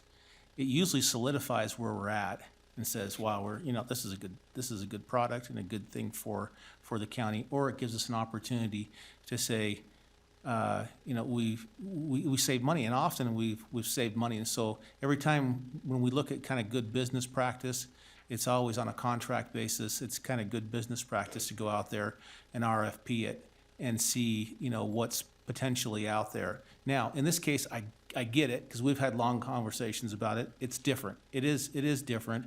There's constitutional stuff attached to it. We have an obligation to provide, these services. And I threw it out there as a possible RFP just to see, because I don't know. I just don't know, what that looks like. It wasn't a slam against what, the public defenders are doing. And in some cases, it may come back and solidify what you're doing is fantastic for the county. And that would kind of be the hope, is that we could actually put it out there and then say, geez, we're getting a good deal compared to what we could get if it was out there in the kind of the private sector too. I don't know. The downside unless to you go that through it. is if you scared off all of our people. And that rightfully so. I have talked, a little bit here with some, and it makes people nervous. It makes contractors who, when we go, we have long-standing relationships with them, and we say, it's kind of good practice for us to put an RFP. It makes them nervous. I get that, and I don't know where that balance is, for sure on what the best way to go with it. But I mean, if you're comfortable with going with the numbers that are proposed there. Well, we would like more. Yeah. but I'm also worried about, we've got 30 some odd people who have house payments. Yeah. And I get it. And my concern is with them more than it is probably with some other things. And what I've found from the organization is that almost everything that I've asked or that I've seen been asked, the public defender's office has been willing to say, okay, let's see if we can make that work. I've never found true major resistance to at least the conversation and at least talking about that. So I appreciate that, that you're willing to say, okay, let's look at this a little bit differently. Maybe we can massage it to get to a point to where people feel comfortable. And I appreciate that part of it. And that's the reason why I keep coming back and asking that question. If you're comfortable with this to going forward this year, I don't see why I wouldn't be comfortable as well with it. Well, again, we would like more, but under the circumstances, we have a 2.5-month contract, and I'm afraid on March 31st, we're going to be right back here talking about the same things, because until, again, the chicken and the egg, until you give us some money, so when you give us money now, Tom decides where the money's best spent. And because of our caseload and we're stretched so thin, the money's best spent representing the indigent down at court. Mm-hmm. And we're to the point that, you know, if we take some of that money away to give $100,000 to a financial person, I just don't see it working. I think this is tolerable. It's not what we want, but it is tolerable because we think that once we get things in place, we're going to be able to come back to you and you're going to say, yeah, how can you do it for so cheap? And you're going to give us more. Absolutely. I mean, that's my hope. Right. Mr. Chair, if it would be appropriate, I'd actually like to make a motion at this point in time. Okay. One clarification that's made is, I just want to point out, when I asked if there was a reserve when we were talking about the rent amount, the payroll has already been processed. Is that correct? For January? I think we pay twice a month. Don't we pay twice a month? So we paid the first part. In fact, anything that happens, we need to get our hands on the money fairly quick because we have enough for January's payroll. Yeah, but you made the first payment of January. Yes. So this amount was an annual number that we were talking about. And so you could subtract out that first pay period amount, or it's the same, it's pretty close to the rent amount. But I just wanted to be clear, this was an annual amount, and we're really talking about from pay period 2 onward for the rest of the year now. But what we would like to do is we would like to replace that in the reserve in case we run into this again down the road. Or I think if we have another major homicide or a case like that Yeah, that's going to come up. that's- I think that's the one thing that we can't neglect, and why I built a little cushion here was because having worked with you guys in the past and Tom, I know there is significant possibility that we will have a caseload that comes up where those reserves will be, a significant case where those reserves will be needed. A capital case can from the start to the end of the appeals, if there's not death on the case, if there's not a death penalty on the case, will cost somewhere around $1 million by the time we start it to the time we finish it. If they are facing a death penalty, from the time we start to the time we finish is about $10 million. And we can't control any of that. Right. That's what. And that's why I'm comfortable with letting that go back into reserves. Okay. Well, it would be just nice knowing that when we have these negotiations, which are always friendly, they're all friendly with you between myself, it gives us a little cushion so people aren't jumping out of windows. We don't want that to happen. Well, at least we're on the first floor. They can't hurt themselves. So I would, then, Mr. Chair, it looks like you're okay with that. I would make a motion that we approve the commission chair to execute an agreement with Utah County Public Defenders Association with the noted changes. Under subsection 2 in considerations, we put in the number $5,579,907.12, recognizing that is a compromise number. On page 3, subsection B, we would again institute that $5,579,907.12, again recognizing that as a compromise number. On page 6, subsection F, striking within 5 days and adding in 10 business days, and with a notation from Commissioner Ainge's point made earlier that there is a separation notation from the various county expenditures. And that's presented at a work session. And that is presented at a quarterly work session. And strike number 4. Right. We'd strike section 4. And I think the last one is just the signature to be the chairman of the Public Defenders Association Board. I'll second. We have a motion and a second to approve regular agenda item number 4 with the noted changes. All in favor say aye. Aye. Aye. That passes 3-0. Thank you. Thank you very much.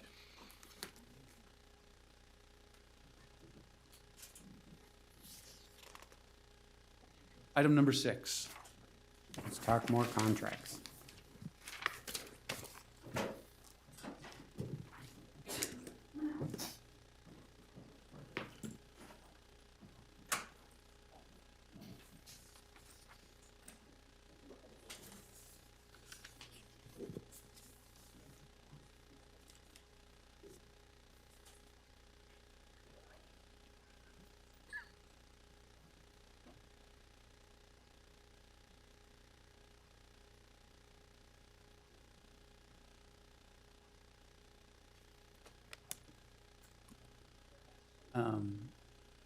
I don't know who would like to go. This item is with our contract with the Convention and Visitors Bureau, Explore Utah Valley. Also one that kind of ended the year without a contract. I certainly, to my earlier point about contracts, it's all about making sure that there's the appropriate level of reporting and accountability and governance in place. I'll make a note that pursuant to state law, we will spend all of our transient room tax on tourism promotion in the county. I think Explore Utah Valley is a great partner in this effort. They are not the only organization that has great ideas to promote and present. We have other festivals and things like that we can promote directly with TRT taxes or together with Explore Utah Valley, working to support those types of organizations. And personally, I don't have a desire to encumber at the start of the year all of our TRT funds. We don't know what opportunities might be out there. And I think that there is an opportunity cost to those dollars.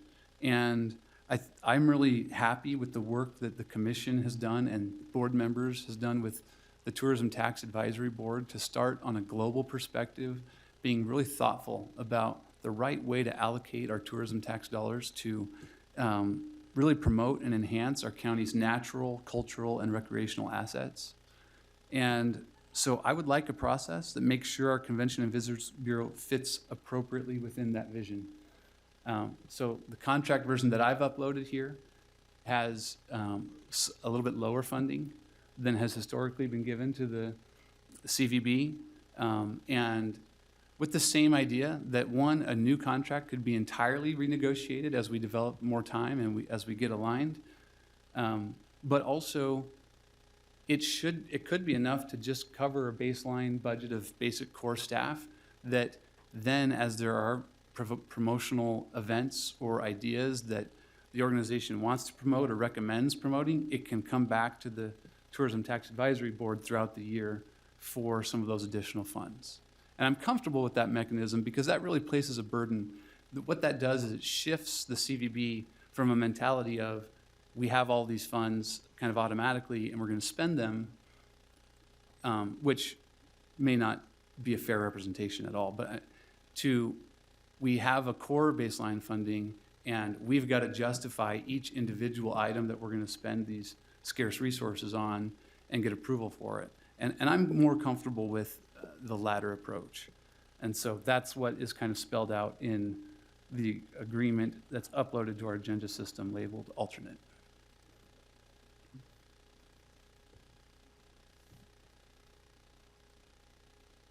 Come on up.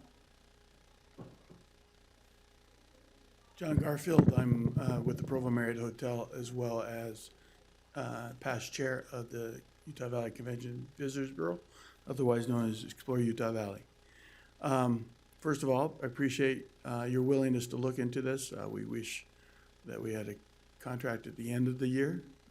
As similar to what was presented earlier, there are people's lives impacted by these delays, but we're glad to be at this point, be able to have a vote to move forward. As I've spoken, sometimes privately with each of you or publicly, the intent is that great questions have been posed towards the CVB. There are great avenues in this county to promote, to market, to sell. Of course, my wish would that we would go with the $1.6 million, I don't know the exact amount, contract as we work through all of the changes, deep dive into it, but as a commitment to the commissioners, the board, myself personally, really want to deep dive into the organization, make sure it's doing what it should be doing, that it's marketing and sales. Some of my concerns have been noted, but most importantly is the sales effort needs to be looked at to make sure that we're selling the destination properly. And what is fearful of me is that we lose that where we're at, that momentum that we've gained. Utah County is one of the only counties in the state that where demand has increased even with the supply, where others have either had a flat or maybe even a decline. So we're excited to what's happening with Utah County. I don't know if there's anybody more who hasn't been in this role longer than I have for the last 25 years. And just by a brief little history, the CVB used to be with the county government. And one of the reasons why it was broken away was because of the slow process of government. That sometimes when you have to keep coming back for approvals, it doesn't work. The sales effort in the tourism world is very fast, and decisions are made within 24 hours. So if the constantly asking for approvals slows down the process, and that's one of the major reasons why the idea of privatizing the CVB was there. But I can answer any questions you might have. So my first question for you, John, is if we give you the full amount and we just go for one more year, how can we build some type of assurances that some of the concerns that have been expressed by all three of us, by you, by other members of the board, will actually be addressed and change will actually occur? As you noticed in our last contract, we give them a much lower number than they felt was necessary, with the anticipation that they could come back for more if they proved their merit. Why should we treat you differently? Well, we do have representation from the commissioners on the board. So there's representation. We meet every other month. We address it. We go through all the financials during those meetings. We go through all that. What assurance do you have if we want to contractually? But there is a commitment from the board, the entire CVB board, to look at every aspect of the CVB, from leadership to the sales effort to the marketing effort, from how we encourage people to come to FAM trips, everything, every part and assurance that we go through all the process. I've asked one commissioner to be on that steering committee to make sure that we're doing it right, so that the commission, the hotel community, the Tourism Tax Advisory Board, the Explore Utah Valley is all in partnership as we go through this, so that there's representation from all of those organizations. What types of concerns would you have with the quarterly method that Commissioner Range has outlined over just the annual contract? Probably my two biggest is the reason why we separated from the government originally. And that is the slow process of getting approvals. You need to make decisions day of sometimes. And sometimes we have to get sponsorships. In the world of hotel, especially the world of sales, it's a little different from a traditional sale, I would assume. I don't know, I've been in the hotel for a long time. But decisions have to be sometimes made that day. And if you're coming back frequently asking for approvals, then we slow down that process, and we could lose potentially a lot of business. So I'm curious on that point. What type of approval? Because I wouldn't imagine that a basic kind of sales call or sales experience would require approval. I think that the approvals that we were talking about would be, hiring a new person, would be sponsoring a new event, right, would be a big, more meaningful amount. And I think that as it relates to tourism tax dollars, we've shown a certain level of nimbleness to approve the Provo Airport on a tight timeline, right? And so, I so appreciate even with that. some of those bigger moving pieces that would come before, but I think you were using an example that sounds more day-to-day operational in a way that wouldn't require government approval. Well, for example, the USA Gymnastics, which is coming into town. That was a lot of work, a lot of effort, but they're looking for pricing differences. They're looking for commissions differences, or not commissioners, but commissions from hotels. They're looking for price breaks as far as from the convention center, from the UCCU center, and they're also looking for sponsorship dollars. It could be $10,000, $20,000. All those have to be done very quickly. If not, they're going to go elsewhere. And they do frequently go elsewhere because we're not able to respond to them in a timely manner. So that would be the biggest. Not that it's a huge task, but the process slows down quite a bit. The other thing, and that's probably similar what the public defenders were saying, is that there has to be some confidence in the marketplace from meeting planners that the CVB or the organization will be around if they're going to sign contracts with us. And so if the word kind of got out there from a meeting planner saying, hey, it's a quarterly thing, it could all change in a quarter, then a meeting planner will say, well, I'll go elsewhere. And the payments have always been made quarterly, right? So this, Quarterly, but this would be an there's no annual fear- contract. Yeah, So, I mean, I think that but that's a pretty smaller simple. pie of concern, I guess. So what if, I mean, it's been made on a quarterly basis, and in looking through this alternative proposal, instead of 325,000, 250, 225, and 200, it was 402,000 and 44. I mean, so it made the 1.6. I mean, so the full allocation was there. So the $1.6 million is there, but it's just divided up on a quarterly basis. I mean, kind of what we do now, but it's in there for, some sort of reporting as we go through a process of revamping. Would that be harmful? So the payments are quarterly, so it's 1.6 million, it's paid quarterly At with a 40- reporting 402. structure? Yeah, but that's, If I I mean, that's the understand that exact right? same thing that we're currently doing. I guess if I I understand guess it correctly. what it would be is that I'm comfortable with the 1.6 from the conversations that we've had, even into last year, and meeting with board members and those outside of that, because there's an understanding there that we're looking at, there is an understanding that we're looking at everything. Everything is on the table. And I think that's understood, and I think the board knows that, and I think the employees know that it's all on the table. When I read in the whereas it is desires of the county to seek and improve the quality and efficiency of managing the Convention and Visitors Bureau program, I think that's real. It's something that we're gonna have a lot more communication with and a lot more contact with than we've had in the past. And we do have to go through and actually sign off on a business plan. So we have a global look at it right now, and we've expressed that we need to have more touches in there to build this thing out from not just our perspective, but from the inside as well. And so that's the reason why I feel comfortable with that.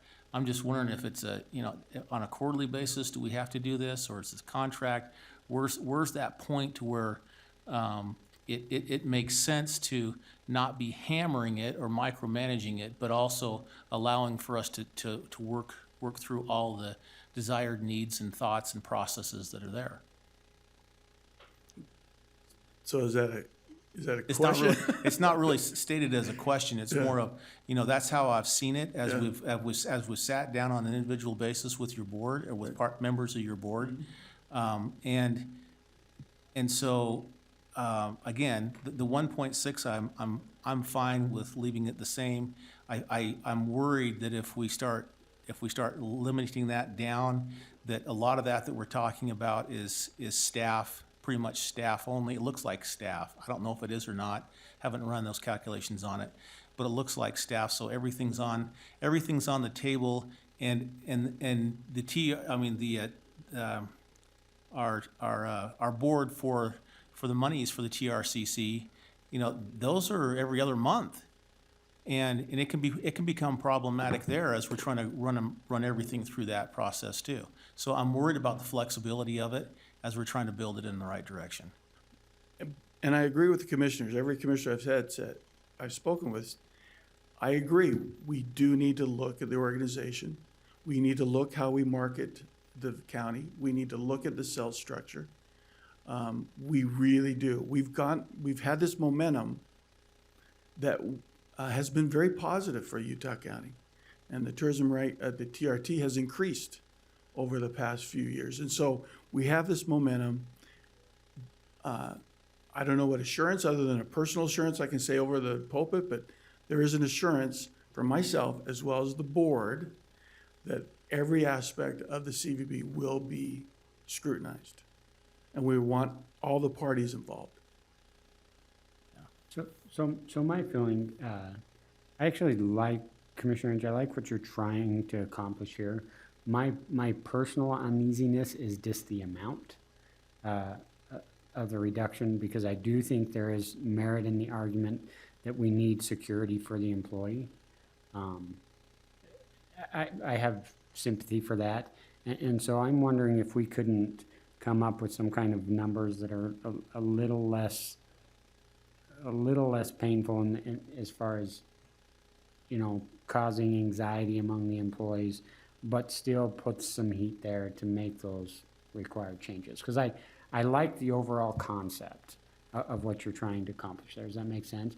But It does, yeah, 'cause I for me understand. personally on this one, it's just kind of been like, I haven't found the sweet spot for me that I'm like, okay, I can do that, because I felt like what you put up, I'm like, I like this conceptually, but I've heard John's argument in part because that was kind of my first reaction. I'm like, but how do we secure, I want to keep the good people we have, and how do we give them that security so they stay on board?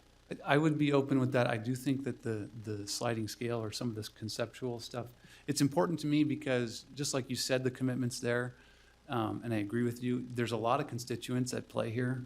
It's more than just John Garfield's Absolutely. kind of word.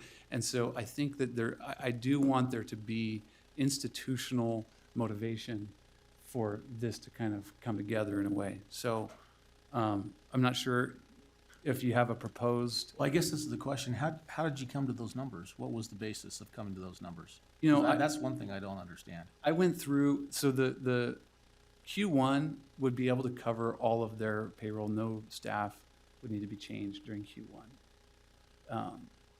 So it's payroll. Yeah, basically there was more than that. There was, you know, there's still some of their other expenses like trade shows, and some of the other items. It probably doesn't cover their marketing budget during Q1 at all, but the employees would be assured that they would be covered. And then it declined from there, again, to create an incentive to say, come back to us and demonstrate why there's additional funding because there's additional projects, or why the staffing plan that we have makes a lot of sense. And it just builds in all of these accountability metrics. And you've run these numbers, and so I don't, a lot more detail than I have. I kind of spent a lot of time on public defenders. Is there somewhere in those numbers that we could keep what you're after in that structure, but maybe keep the employee baseline through the 4 quarters? Does that work? Or are we? Well, I think what Commissioner makes Lee sense. was saying is if you take the 1.6, divide by 4, You get so that's 402. 400,000. Yeah. And so you could get it, we could decline from there. So we start at 400,000, and then the next quarter goes to 350, and then the next quarter goes to 300, and the last quarter goes to 250. See, I guess, so then if this is primarily staff, how come we're at 325 first quarter and 200 on the fourth quarter? Are we losing staff? I don't understand that. Yeah, so the numbers don't make sense. Q4 would not, the way that's written, Q4 would not cover the entire existing staff. Oh, got it, okay. Okay. So that's that would be the uncertainty That's the part of it. incentive, and that's where I do think that there would be a robust conversation. So for example, there are some functions that are being performed right now that could come up during the year, and they could say, okay, this function is being performed by the CVB. Should this continue being performed by the CVB in Q3? Do we all agree yes? Then we could fund that contract. But if they said, no, actually, this one function that Explore Utah Valley is doing right now might be better performed by a different organization, we could then use the TRT dollars to fund that different organization to provide that function. And then those dollars would not, and those staffed individuals would not need to be in this budget. So this does facilitate a conversation of what is the right way to staff it. But certainly it just also creates incentive to get a new contract in place. So that's why I'm open to this suggestion that Commissioner Ivey's saying that you started with, that maybe we do this concept, but we start with a higher number.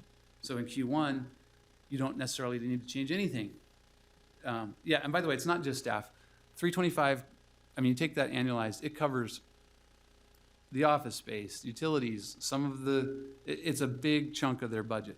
I just didn't start at a 100% number. Well, and for me, if we go with the 350, 300, 250, we're still giving them a significant amount in the end. We're giving them 1.3, right, and change, 1,375 the end of the year. There is a reduction in the budget, but with the understanding that they could merit and earn that back. My understanding was employees was about just over 1.06 million total last year. So just over 250 per quarter. Again, our preference is the 1.6, with the understanding that the board and others will go through it, scrutinize it, understand it, and then as we go through it, it may become more nimble and such, but also be able to do the marketing long-term, future marketing, future sales, and be able to do that as we move throughout the year. Knowing full well that all the parties are part of this process. And so that we go through it for the year, making sure that we have a organization that is still promoting this amazing county. So why wouldn't we take the 1.6, agree to it in this meeting as a yearly, you take that money, because we're gonna take that money and basically from TRCC and say, okay, now that's been designated, for this next year. And then in the agreement, we say, we're gonna go through, let's just say, I'll just throw it out there as half the year. We approve of the business plan, that is maybe the year, and then at the half year mark, we come back and we see what progress has been made. And at the half year mark, the funding's there, but we still go through an approval process for the second half of that year with the money, with the allocations. So that at least we have a certain amount of security in there that we're going forward with. But at the halfway mark, we're doing a recap of where we've been, because if we go 6 months and nothing happens, I'm telling you right now, there's gonna be lots of problems. But if we go through 6 months and we see, oh, there's a plan in place, this is what we can do different, there's been a lot of conversation and dialogue with it, and now we have a plan going forward, then we can revisit it and see where we need to be on a funding level basis, possibly. Now, that's great, get to the 6 months. What's gonna be great is that along this process, you guys will be involved in it. Exactly. So by 6 months, you'll know exactly. There's no surprise, there should be You'll no know exactly surprises. we'll know exactly where we stand. There won't be a surprise at 6 months.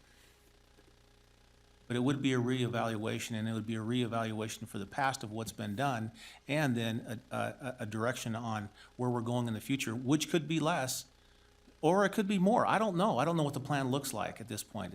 That's what I just don't know.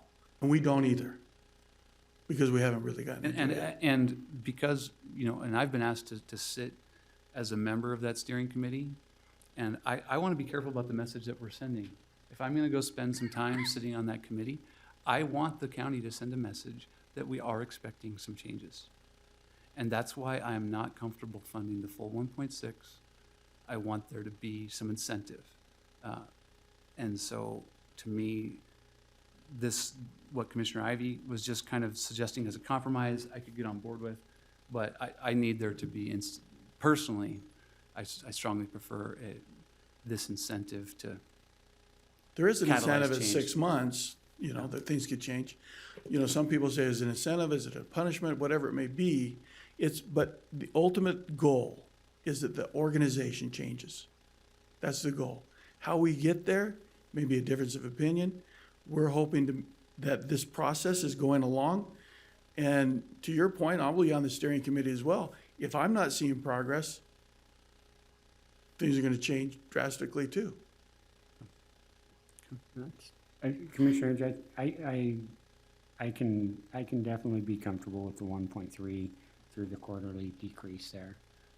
And again, it's gonna be, for me, this is in principle, the same discussion that we just had. Here's where we're at, here's your outline. You want it to be better, show us the documented data and the changes over the course of the next few months, and guess what? you can come back and prove it. And that opportunity is there. And that was what you were asking for. I think this gives me a comfort level that I can work within.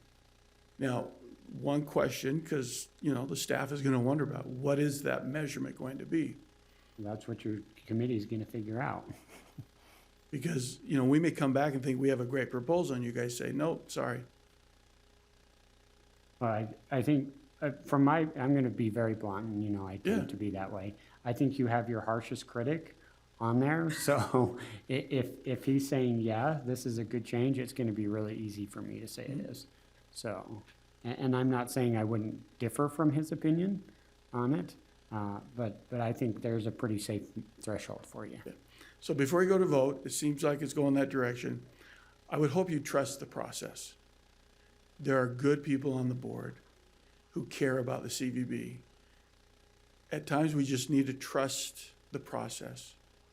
And sending a message of, we're gonna cut it to 1.3 is saying, well, we don't know if we totally trust the process because we're giving you incentives.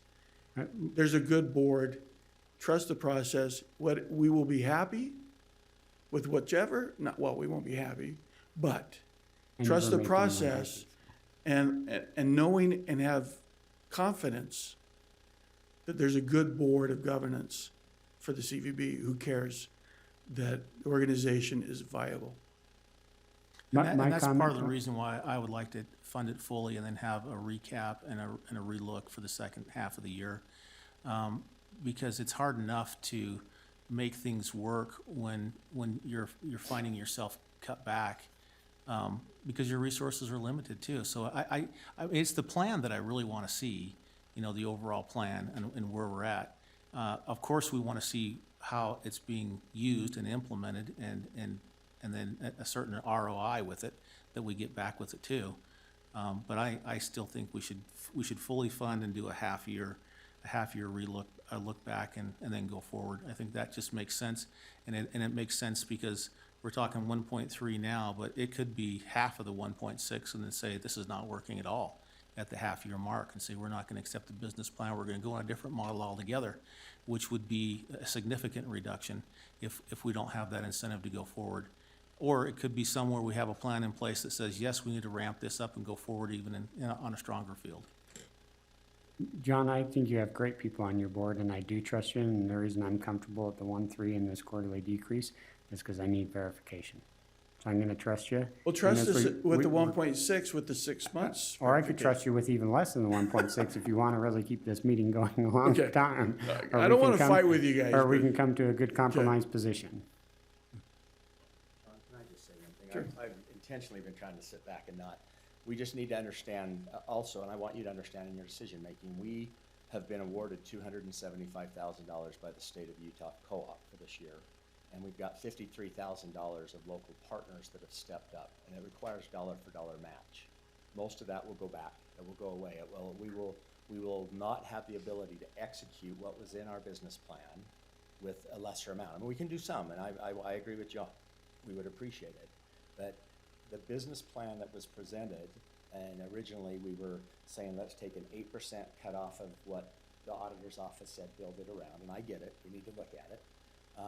It was built around accomplishing the goals with that level of funding. We've, $138,000 less, which would have taken us to the 1.608, the 2019 level.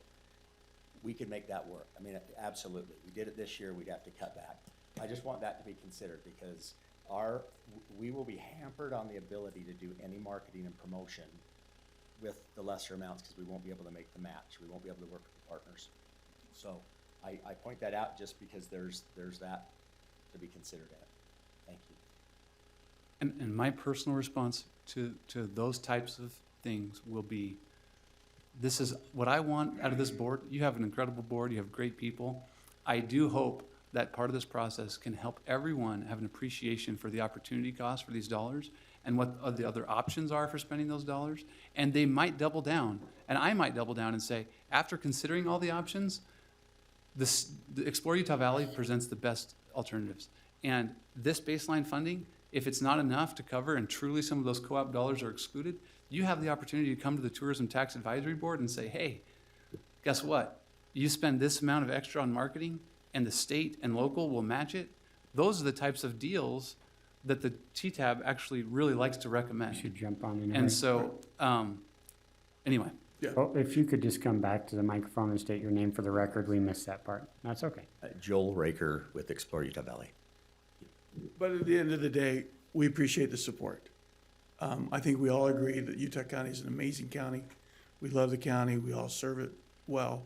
We just want to make sure we share that with all the tourism that it provides.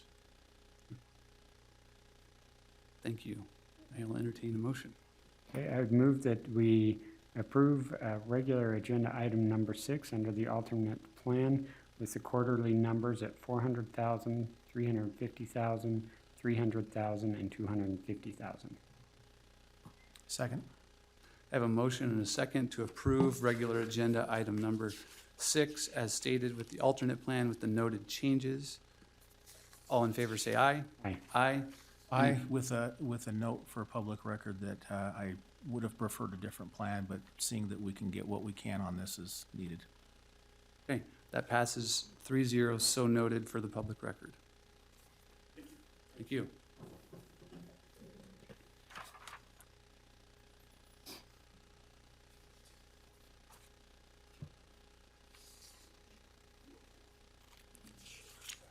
What time is it?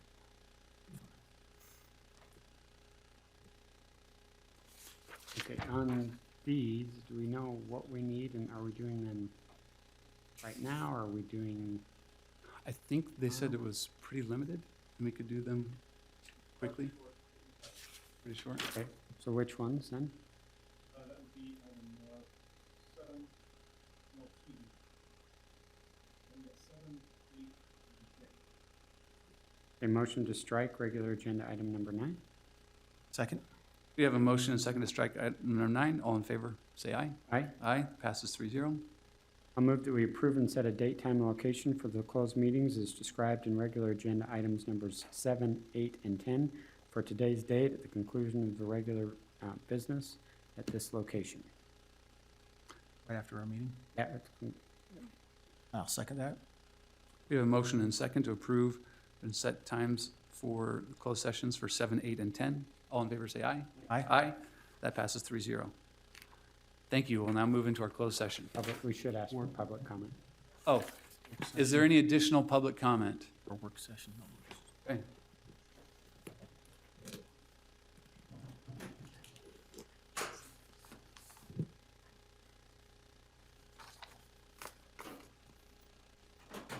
Thanks for letting me make public comment. I just wanted to thank each of you commissioners for meeting with myself and my son, who's a public defender, over the last 2 days, and for your willingness to listen to the concerns and to at least get us started with the year with a contract and a unanimous vote. I just wanted to appreciate or share that with you, and publicly thank you. So thank you. Thank Thank you, Wendy. Seeing no additional public comment, were you saying, we also need, We said there's no work session. yeah, there's no work session. Okay, we will now move into our closed session.